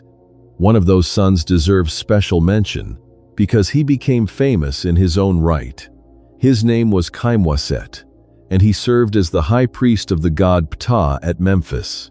Kamwaset was a scholar and a man fascinated by the deep past of his own civilization, which by his time was already ancient, since the Great Pyramids were more than 1,000 years old even then. He took an interest in the crumbling monuments of earlier ages, and he organized the repair and restoration of old temples and royal tombs around Memphis, including monuments of the Pyramid Age. When he restored a monument, he often had an inscription added recording whose monument it had originally been, and that he, the king's son Kaimwaset, had restored it. Because of this work, identifying ancient monuments, preserving them, and recording their original owners, he is sometimes called the first Egyptologist, or the first archaeologist in history. He too died before his father, and never became king. The sheer number of royal sons created a practical problem even in death. Somewhere in the Valley of the Kings, Ramesses prepared an unusual and gigantic tomb intended for many of his sons, a sprawling complex of corridors and chambers unlike any other in the valley. For a long time, this tomb was barely noticed, having been partly explored and then dismissed in earlier centuries. But in the late 20th century, an archaeological team re-entered it and discovered that it was far larger than anyone had realized, eventually mapping well over 100 chambers, which makes it by far the largest tomb ever found in the Valley of the Kings. It appears to have been a kind of family mausoleum for the king's many sons, a unique solution to the unique problem of a king with so many children and so long a life. In the end, the son who finally inherited the throne was not one of the eldest.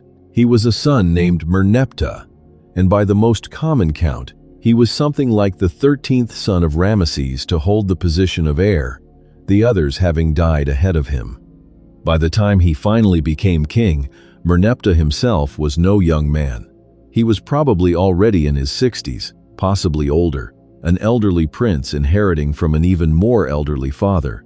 Here is one more fun fact, and it may be the strangest afterlife any king has ever had. The mummy of Ramesses II survives, and in the 1970s, when the body began to show signs of fungal deterioration, the Egyptian authorities arranged for it to be flown to Paris for specialized conservation treatment. To do this properly under the law, the long-dead king was reportedly issued an official Egyptian passport for the journey, with his occupation listed as king, deceased. When the royal mummy arrived in France, it was received with formal honors befitting a head of state. More than 3,000 years after his death, Ramesses the Great was welcomed to a European capital as visiting royalty. When Ramesses finally died, around 1213 BC, Egypt had known no other king for 2/3 of a century.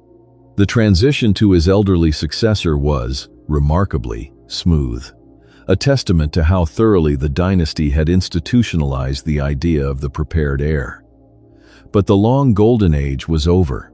The kings who came after Ramesses II would face mounting threats from outside Egypt and growing instability within the royal family itself. Before we follow them into that decline, it is worth pausing to look at the world all of these kings actually ruled over, the ordinary Egypt of farmers and artisans, of bread and beer, that lay beneath the world of temples and treaties. Life in Ramesside Egypt. Behind every colossal statue and every triumphal inscription was a working society of several million people, and most of them never went anywhere near a battle or a palace. To understand the 19th dynasty fully, it helps to step away from the kings for a moment and look at how Egyptians of different social classes actually lived during this period.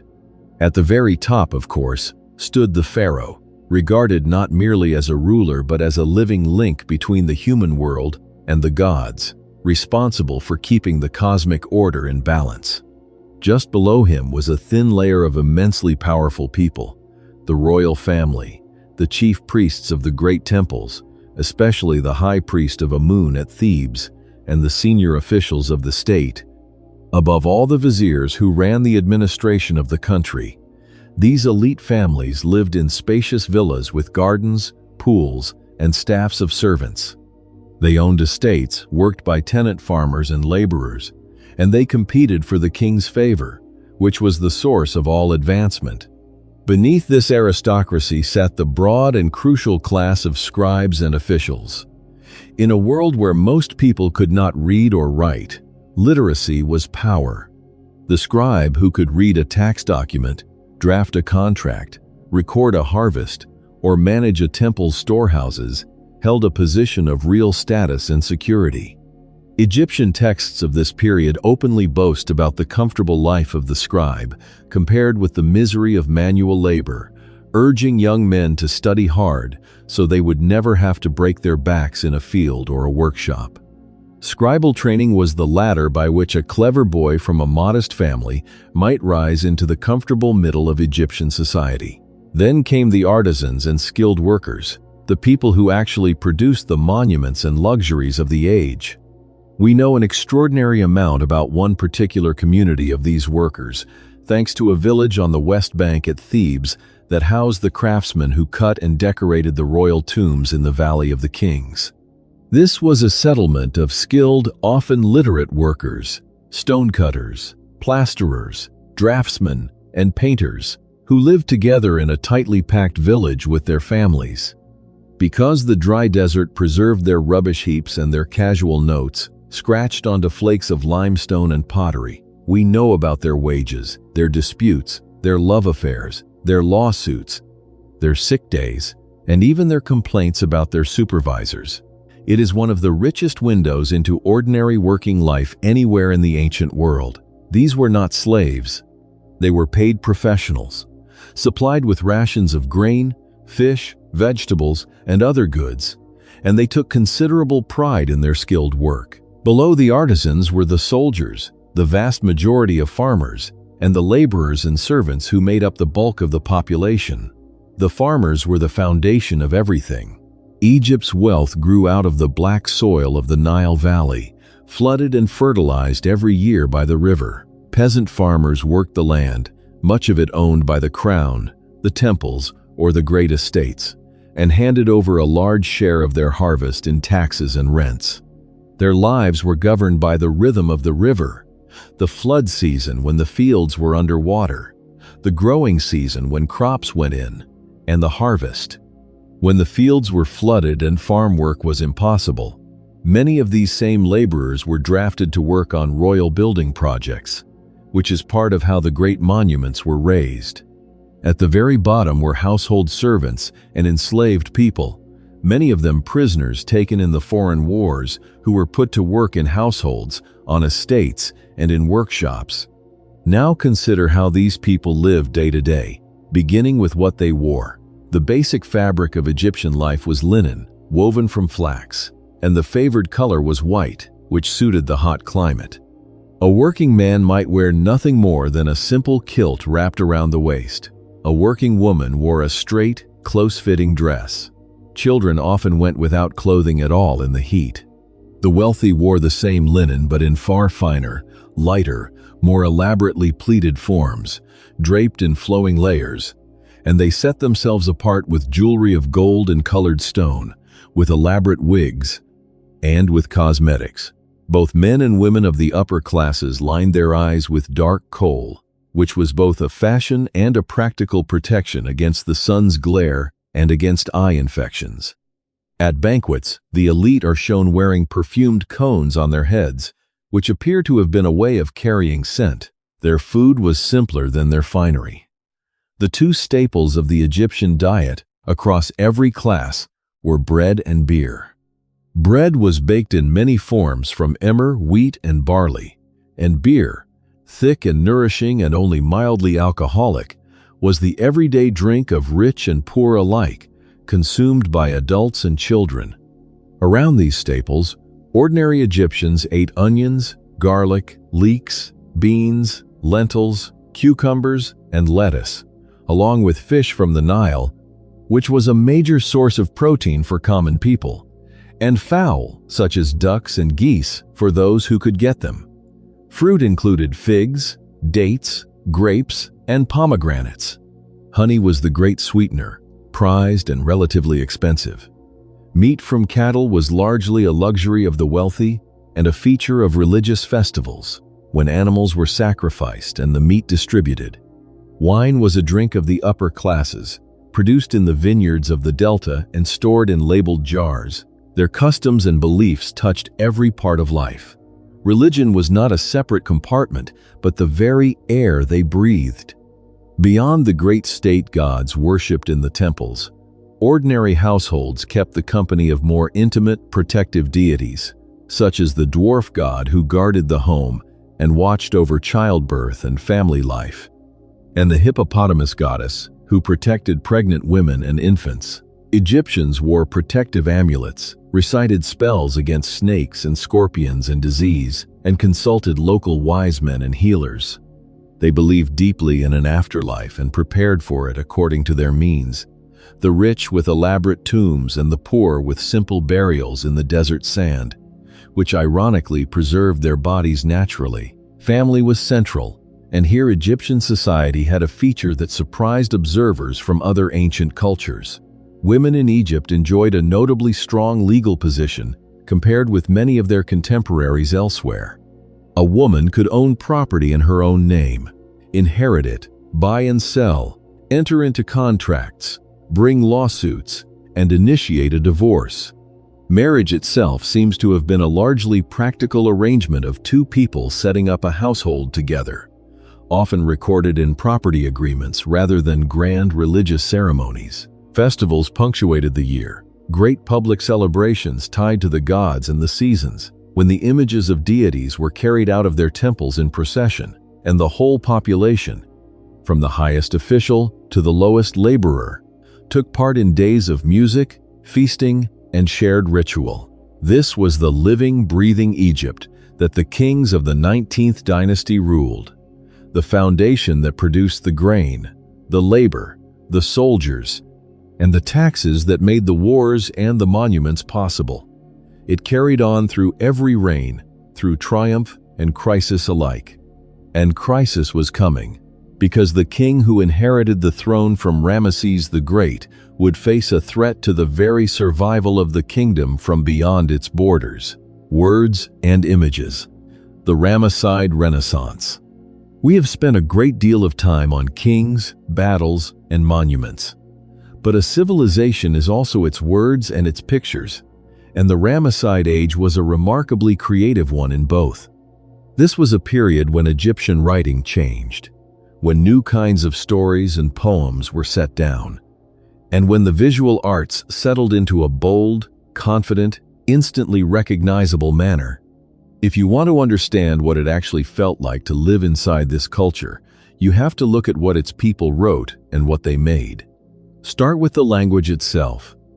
The Egyptian, spoken in the streets and fields, had drifted a long way from the formal, classical tongue used in older monuments and religious texts. By the Ramesside period, scribes increasingly wrote in a form scholars now call Late Egyptian, which was much closer to the living, everyday speech of the time. The older classical form did not disappear, and it remained the proper choice for solemn temple inscriptions and traditional religious writing, but for letters, for administrative records, for stories, and for casual notes, the newer everyday language took over. This shift matters because it lets us hear ordinary Egyptians a little more directly than before, in something closer to the way they really talked.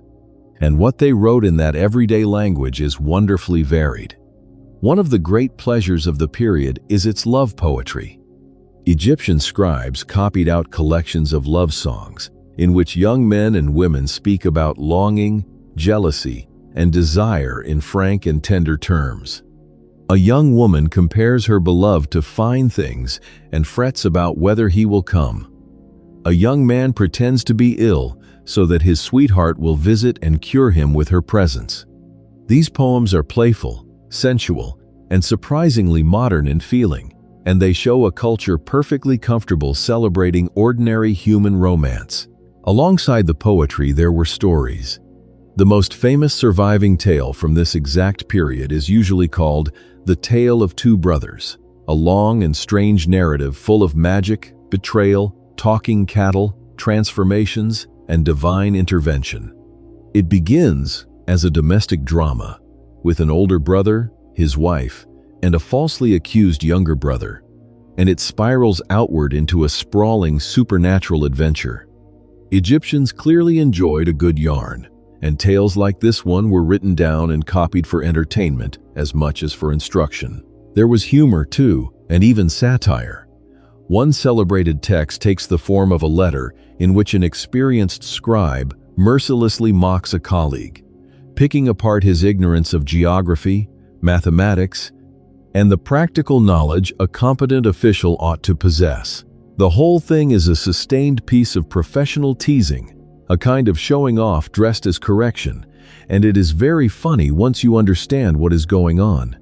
Other texts in the same family, the so-called scribal miscellanies, collect model letters, exercises, hymns, and bits of advice that students copied as they trained, and these give us a vivid window into how an Egyptian education actually worked. The period also continued the long tradition of wisdom literature, the instruction texts in which an older man passes practical and moral guidance to a younger one. These instructions counsel patience, honesty, restraint of the tongue, kindness to the weak, and humility before the gods, and they represent the accumulated common sense of a civilization thinking carefully about how a decent person should behave. And running through all of it was the great religious literature of death and the afterlife, the spells and guides that helped a person navigate the dangers of the underworld and reach a blessed eternity. By this era, these funerary texts were often written and illustrated on papyrus scrolls placed with the dead. Beautifully produced documents combining vivid pictures with the words a soul would need. All of this writing was produced and preserved by a class of trained specialists working in institutions attached to the temples. The most evocative of these was an establishment that combined a library, a scriptorium, and a center of learning, a place where sacred and scholarly texts were copied, studied, and stored. Here, the accumulated knowledge of the culture was guarded and passed on, generation after generation, by the literate few who could read and write the difficult scripts. The survival of so much Ramesside literature is owed to exactly this patient institutional copying. Now turn from words to images. The visual art of the Ramesside period has a distinctive and powerful character that anyone can learn to recognize. The most obvious feature is its sheer scale and confidence.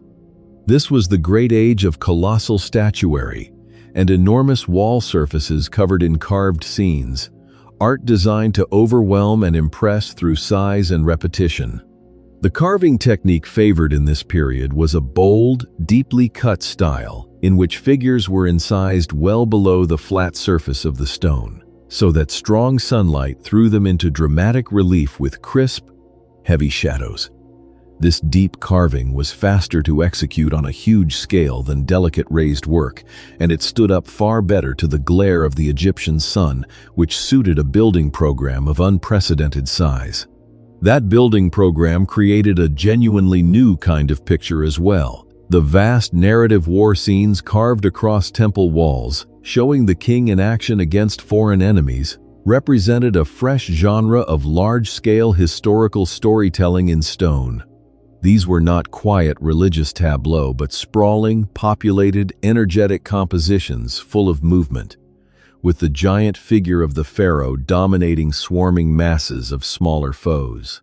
Whatever one thinks of them as history, they are striking as art, and they spread across the walls of temple after temple as a kind of official visual language of royal power. The demand for all this art, repeated at enormous volume across dozens of monuments, pushed Egyptian workshops toward something close to mass production. Teams of trained craftsmen worked in organized stages, with some laying out grids and sketching figures, others doing the rough carving, and still others adding fine detail and paint.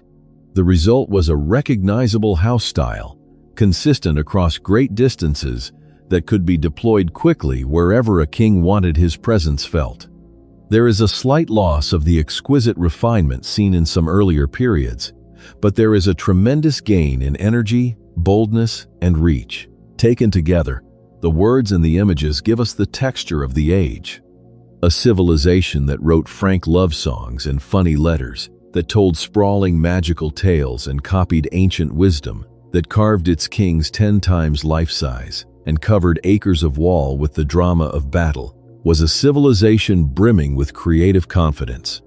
The Ramesses period is sometimes overshadowed by the political story of its great king, but its artists and writers left a legacy every bit as important as its treaties and its temples. With that creative world in view, we can return to the political narrative, because the long reign was finally drawing to a close, and the question of who would inherit this brilliant and complicated kingdom was about to be answered: Merneptah and the Israel stele. Merneptah came to the throne around 1213 BC as an old man inheriting from an even older father. He had spent decades as crown prince, taking on real responsibility in his father's final years, when the aging Ramesses could no longer handle the full burden of rule himself. Merneptah was no untested youth. He was an experienced administrator and commander who stepped into the role at a moment when Egypt needed a steady hand, because new dangers were gathering on the horizon. The most serious threat came from the west. The Libyan peoples beyond Egypt's western border had been pressing on the kingdom for generations. But in Merneptah's 5th year, around 1208 BC, they launched a full-scale invasion of the Nile Delta. This was not a raid. It was a migration with military force behind it, as a coalition of Libyan tribes, led by a chief of the people the Egyptians called the Libu, pushed into the fertile farmland of the western delta, apparently intending to settle there. And they did not come alone. Allied with them, fighting alongside the Libyans, were warriors drawn from those restless seaborne and migrating groups the Egyptians lumped together as the Sea Peoples, with names that scholars still puzzle over and try to connect to later peoples of the Mediterranean world. This was a genuine emergency. A hostile population was trying to force its way into the heart of Egypt. Merneptah, despite his age, organized the defense and met the invaders in a great battle in the western delta. The Egyptian victory was total. The Libyan and allied forces were crushed, their leader fled in disgrace, and the inscriptions record enormous numbers of enemy dead and captives, along with vast quantities of plundered livestock and equipment. Merneptah had saved the delta and turned back the invasion, and he made sure the achievement was recorded in suitably grand terms across his monuments. It is from the records of this Libyan war that we get the single most famous artifact of Merneptah's reign, and one of the most discussed inscriptions in all of Egyptology. It is a large stone slab, a victory monument that Merneptah set up to celebrate his triumph. Most of the text is taken up with praising the king and describing the defeat of the Libyans. But near the end, the inscription turns to boast of the king's dominance over the lands to the northeast, in Canaan, listing a series of cities and peoples that the king claims to have subdued. And in that list appears a single name that has made this monument world famous. Among the conquered peoples of Canaan, the inscription names a group it calls Israel. What makes this so significant is not just the name itself, but the way it is written. In the Egyptian script, a small symbol called a determinative was attached to words to indicate what kind of thing they were, whether a place, a city, a country, or a people. The other names in the list carry the symbol used for a territory or city-state, but the name Israel carries the symbol used for a people, a group of human beings, rather than a settled place with fixed borders. This makes the monument, which is often called the Israel stele, the earliest known mention of Israel anywhere in the historical record, dated to around 1208 BC. For historians studying the origins of ancient Israel, it is a reference point of enormous importance, because it shows that by the end of the 13th century, before the Common Era, there was a people called Israel living somewhere in the land of Canaan, significant enough for an Egyptian king to name them among his enemies. The inscription does not tell us much more than that. It does not describe who they were, where exactly they lived, or how they were organized. But that single line, naming a people called Israel and claiming, in the usual exaggerated royal style, that the king had wiped them out, is one of the most scrutinized sentences ever carved in stone. Beyond this famous war, Merneptah carried on the ordinary business of an Egyptian king. He built and added to temples, including work at the old capital of Memphis. Like his predecessors, he was buried in the Valley of the Kings, in a tomb prepared during his reign. His mummy was identified among the royal bodies that survived, an old man who had taken the throne late and held the kingdom together through a dangerous invasion. But Merneptah's reign, for all its success against the Libyans, marked a turning point for the dynasty. He was already elderly when he became king, and he did not reign very long, perhaps a decade. When he died, around 1203 BC, the smooth, well-managed successions that had defined this royal family from the very beginning came to an end. The clear line of carefully prepared heirs broke down. What followed was a period of confusion, rivalry, and open conflict over the throne, as different members of the royal family fought to claim the crown. The decline of the 19th dynasty had begun, and it would play out as a tangled succession crisis. The succession crisis.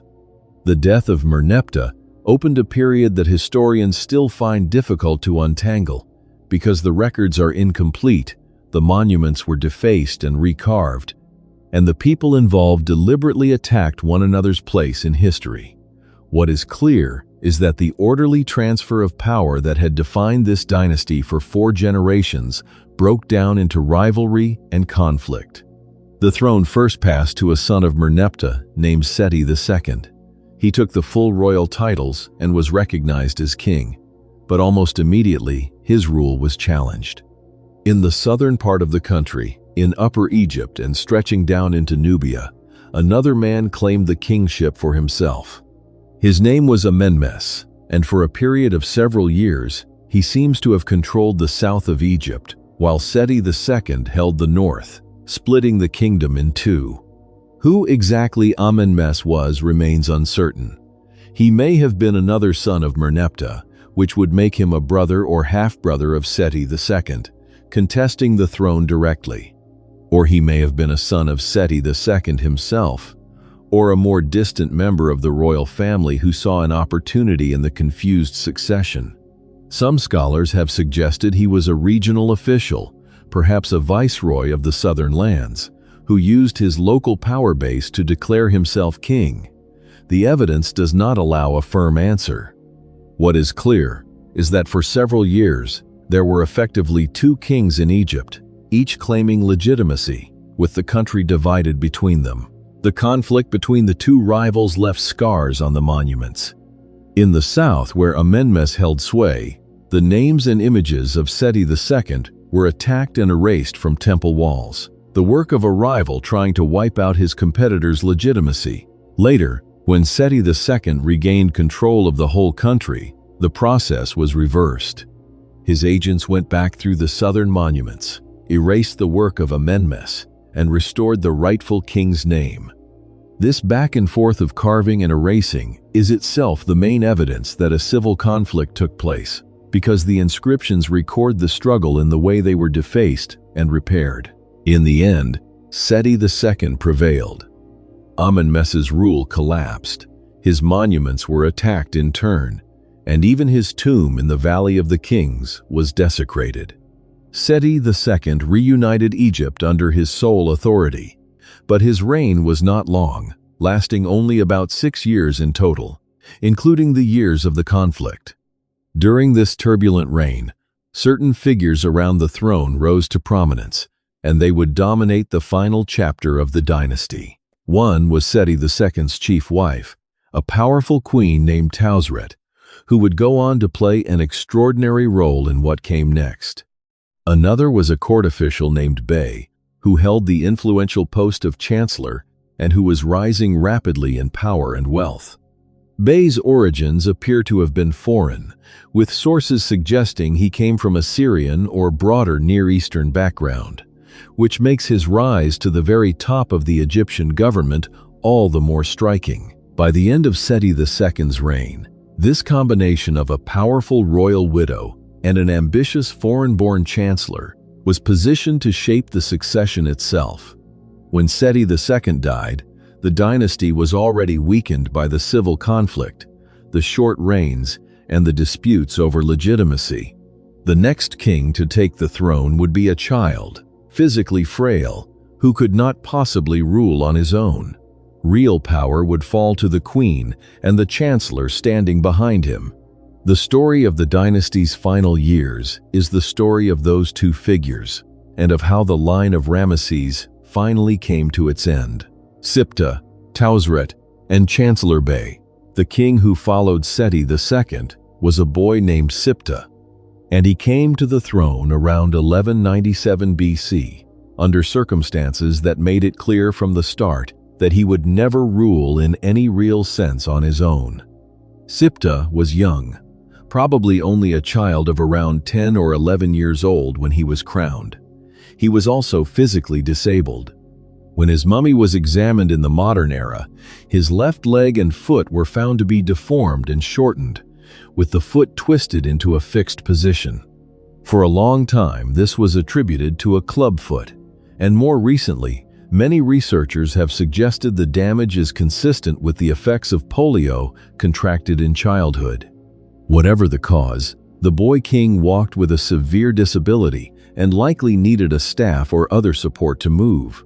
A child, frail and lame, was in no position to govern a kingdom that had just emerged from a divisive civil conflict. His exact parentage is uncertain. He may have been a son of Seti II, or possibly a son of the rival Amenmess. Either way, his claim to the throne was not strong enough to stand on its own, which is precisely why the powers behind him chose him. A weak king on the throne meant that real authority rested with those who controlled him. Two people controlled him. The first was the Chancellor Bey, the foreign-born official who had risen so high under Seti II. Bey now reached the peak of his influence. In an inscription, he made the remarkable claim that he was the one who had established the king on the throne of his father. In other words, that he personally had put the boy Siptah in power. This was an astonishing statement for a non-royal official to make, and especially for one of foreign origin. Bey accumulated enormous prestige. Most striking of all, he was granted the right to have a tomb cut for himself in the Valley of the Kings, the burial ground of pharaohs and royal family members. For a court official, with no royal blood at all, to be given a tomb among the kings was almost without precedent, and it shows just how far Bey's power had grown. The second power behind the throne was the queen, Tausret, the widow of Seti II. As the senior royal woman, she took on the role of regent for the boy king, governing in his name.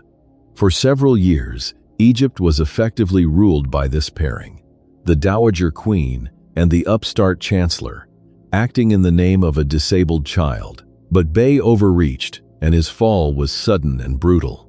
For many years, modern historians did not know how or when Bey had died, since he simply disappeared from the record.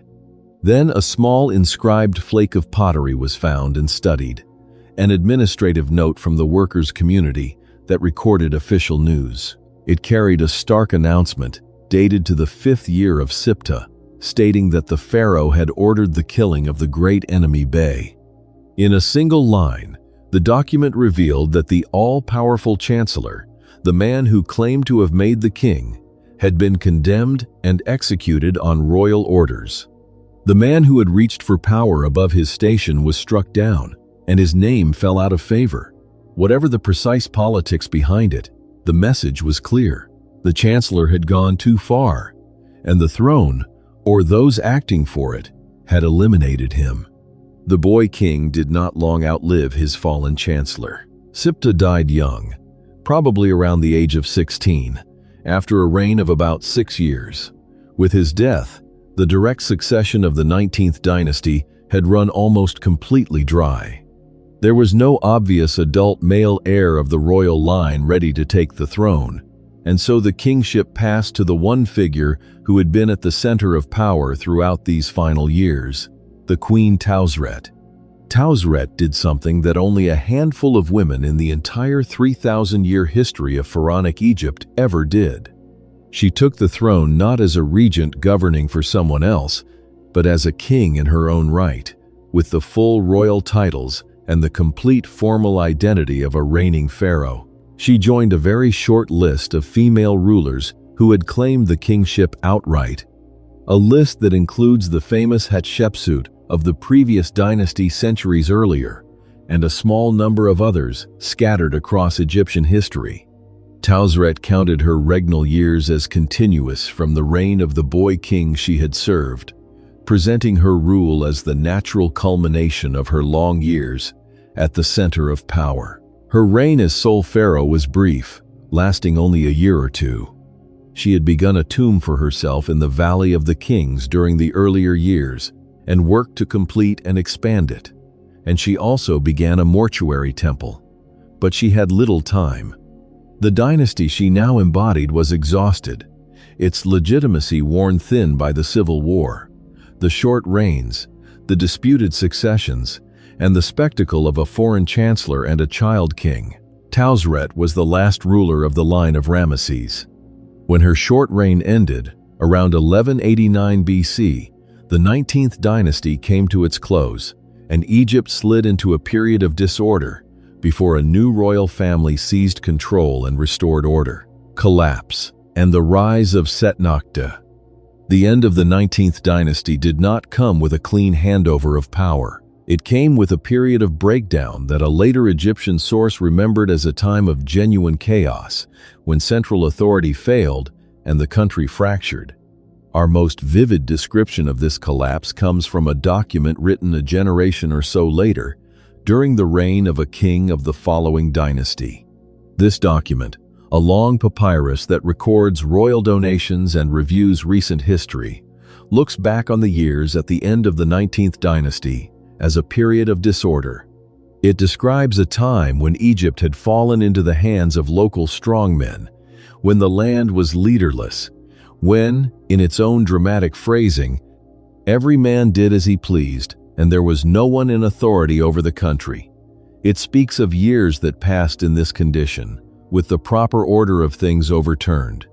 The same source mentions a particular figure who supposedly took advantage of the chaos, a man of foreign, Syrian origin, whom it calls Irsu, describing how this outsider set himself up as a kind of chief and how the whole land was made to pay tribute to him, with the gods treated as though they were ordinary men and the temple offerings cut off. Historians have argued for a long time about who this Irsu really was. Some have suggested he is a distorted memory of the Chancellor Bey, the foreign-born official who had wielded such power at the end of the dynasty. Others think he was a separate figure, another opportunist who grabbed power during the breakdown, or even a somewhat propagandistic invention designed to make the chaos of the period sound as bad as possible, so that the king who ended it would look all the more heroic.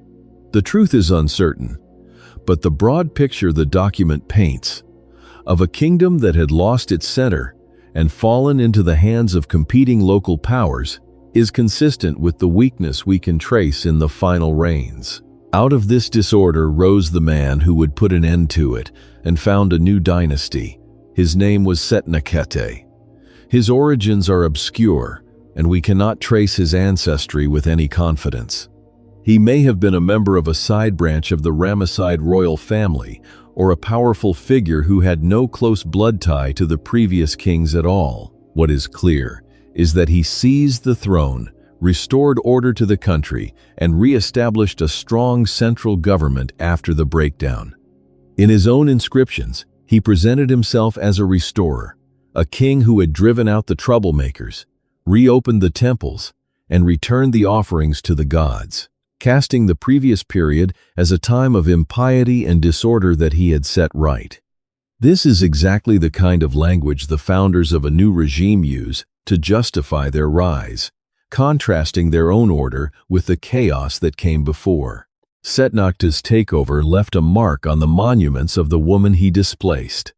He took over the tomb that Tausret had been preparing in the Valley of the Kings, adapting and reusing it for his own burial, and in the process, Tausret's images and names in that tomb were altered or replaced.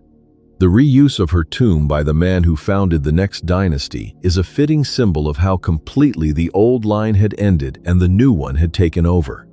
Setnakta's own reign was short, only a few years, but it was decisive because he stabilized the country and, crucially, he had a capable son ready to succeed him. That son took the throne as the second king of the new dynasty and became one of the last truly powerful pharaohs of the new kingdom. He took the name Ramesses, deliberately echoing the great king of the previous dynasty, and he is known to history as Ramesses III.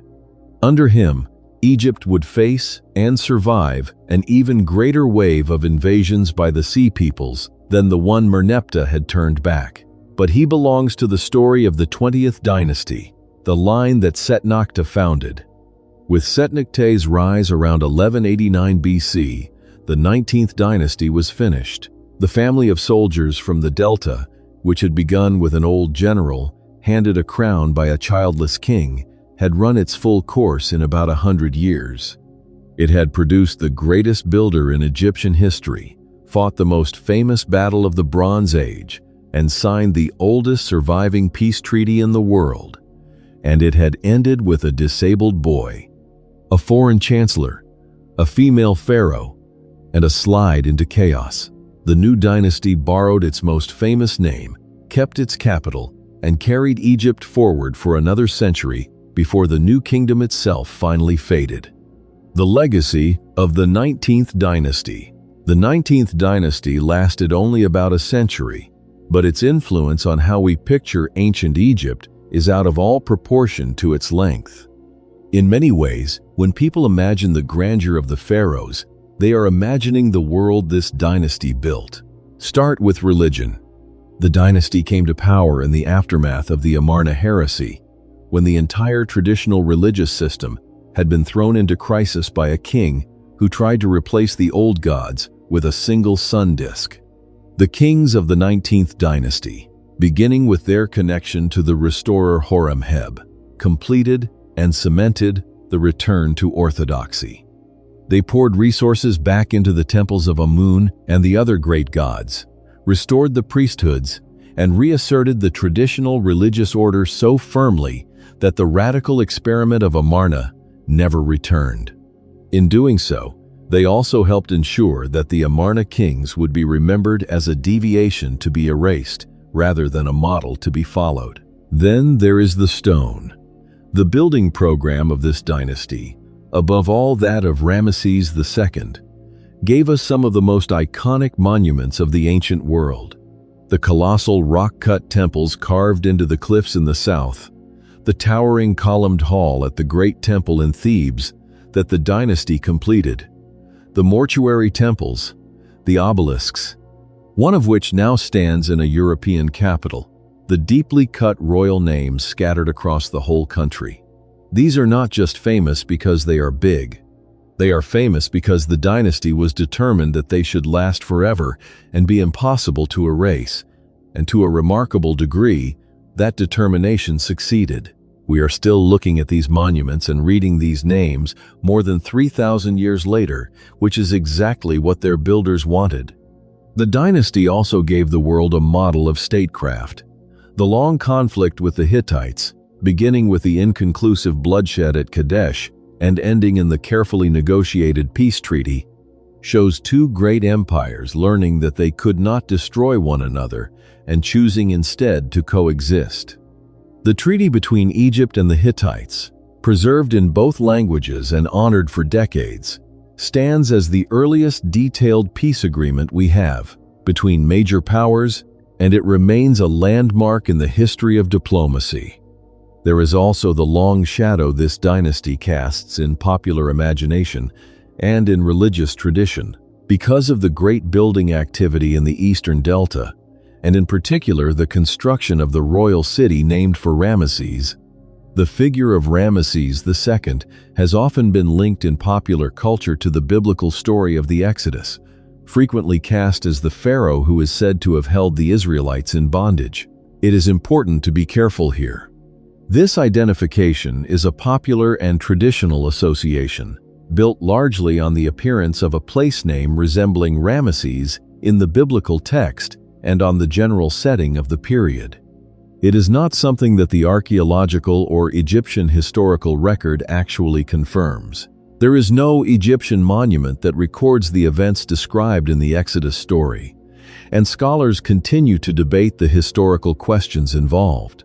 What can be said is that this dynasty's fame, and especially the fame of its greatest king, is part of why this period became so deeply woven into later cultural and religious memory. It is worth noting, too, that the reason we can study these kings at all, that we can look upon the actual faces of Seti I, of Ramesses the Great, of Merneptah, comes down to an act of preservation by Egyptians who lived long after them. In a later age, when the royal tombs were being plundered by robbers, priests gathered up the mummies of the great kings, including those of this dynasty, rewrapped and relabeled them, and hid them away together in secret caches to protect them. Those hidden groups of royal mummies survived until the modern era, when they were discovered and brought to safety. It is because of that ancient rescue effort that the kings of the 19th dynasty rest today, where they can still be studied, their preserved bodies offering direct evidence about their health, their ages, and their appearance. The very name of the dynasty's greatest king became a kind of brand. After it ended, the founders of the next dynasty deliberately took up the name Ramesses for their own kings. And over the following century, a long succession of rulers carried that name, one after another, all the way up to Ramesses XI, at which point the new kingdom itself dissolved. The period of the 19th and 20th dynasties together is often called the Ramesside Age, named for this family, even though the original Ramesside line had already ended. The name outlasted the bloodline, which is perhaps the most fitting legacy of all for a dynasty so obsessed with being remembered. When you weigh it all together, the achievement is remarkable for a family that started with a single elderly soldier, chosen as a stopgap by a king with no son of his own. In the space of about 100 years, that family restored Egypt's empire, refilled its treasury, made peace with its greatest rival, covered the land in monuments that still stand, and stamped its name so deeply into history that we are still pronouncing it today. The dynasty rose on competence, peaked in the impossibly long reign of one extraordinary king, and then unraveled when the careful machinery of succession finally broke down. But the stone remained, and the name remained. And that, in the end, is exactly what they were reaching for. If you want to keep going, the very next chapter of this story is the 20th dynasty, the age of Ramesses III, and the Great War against the Sea Peoples. And that video is up next on the channel. If this deep dive into ancient Egypt was worth your time, subscribing tells me to keep making them. If you made it all the way to the end of this one, you now know more about the age of Ramesses than almost anyone you will meet. There is another video waiting on screen right now, and that one carries the story forward. If this was worth a few hours of your day, a subscribe is the single best way to tell me to keep going. Thanks for watching.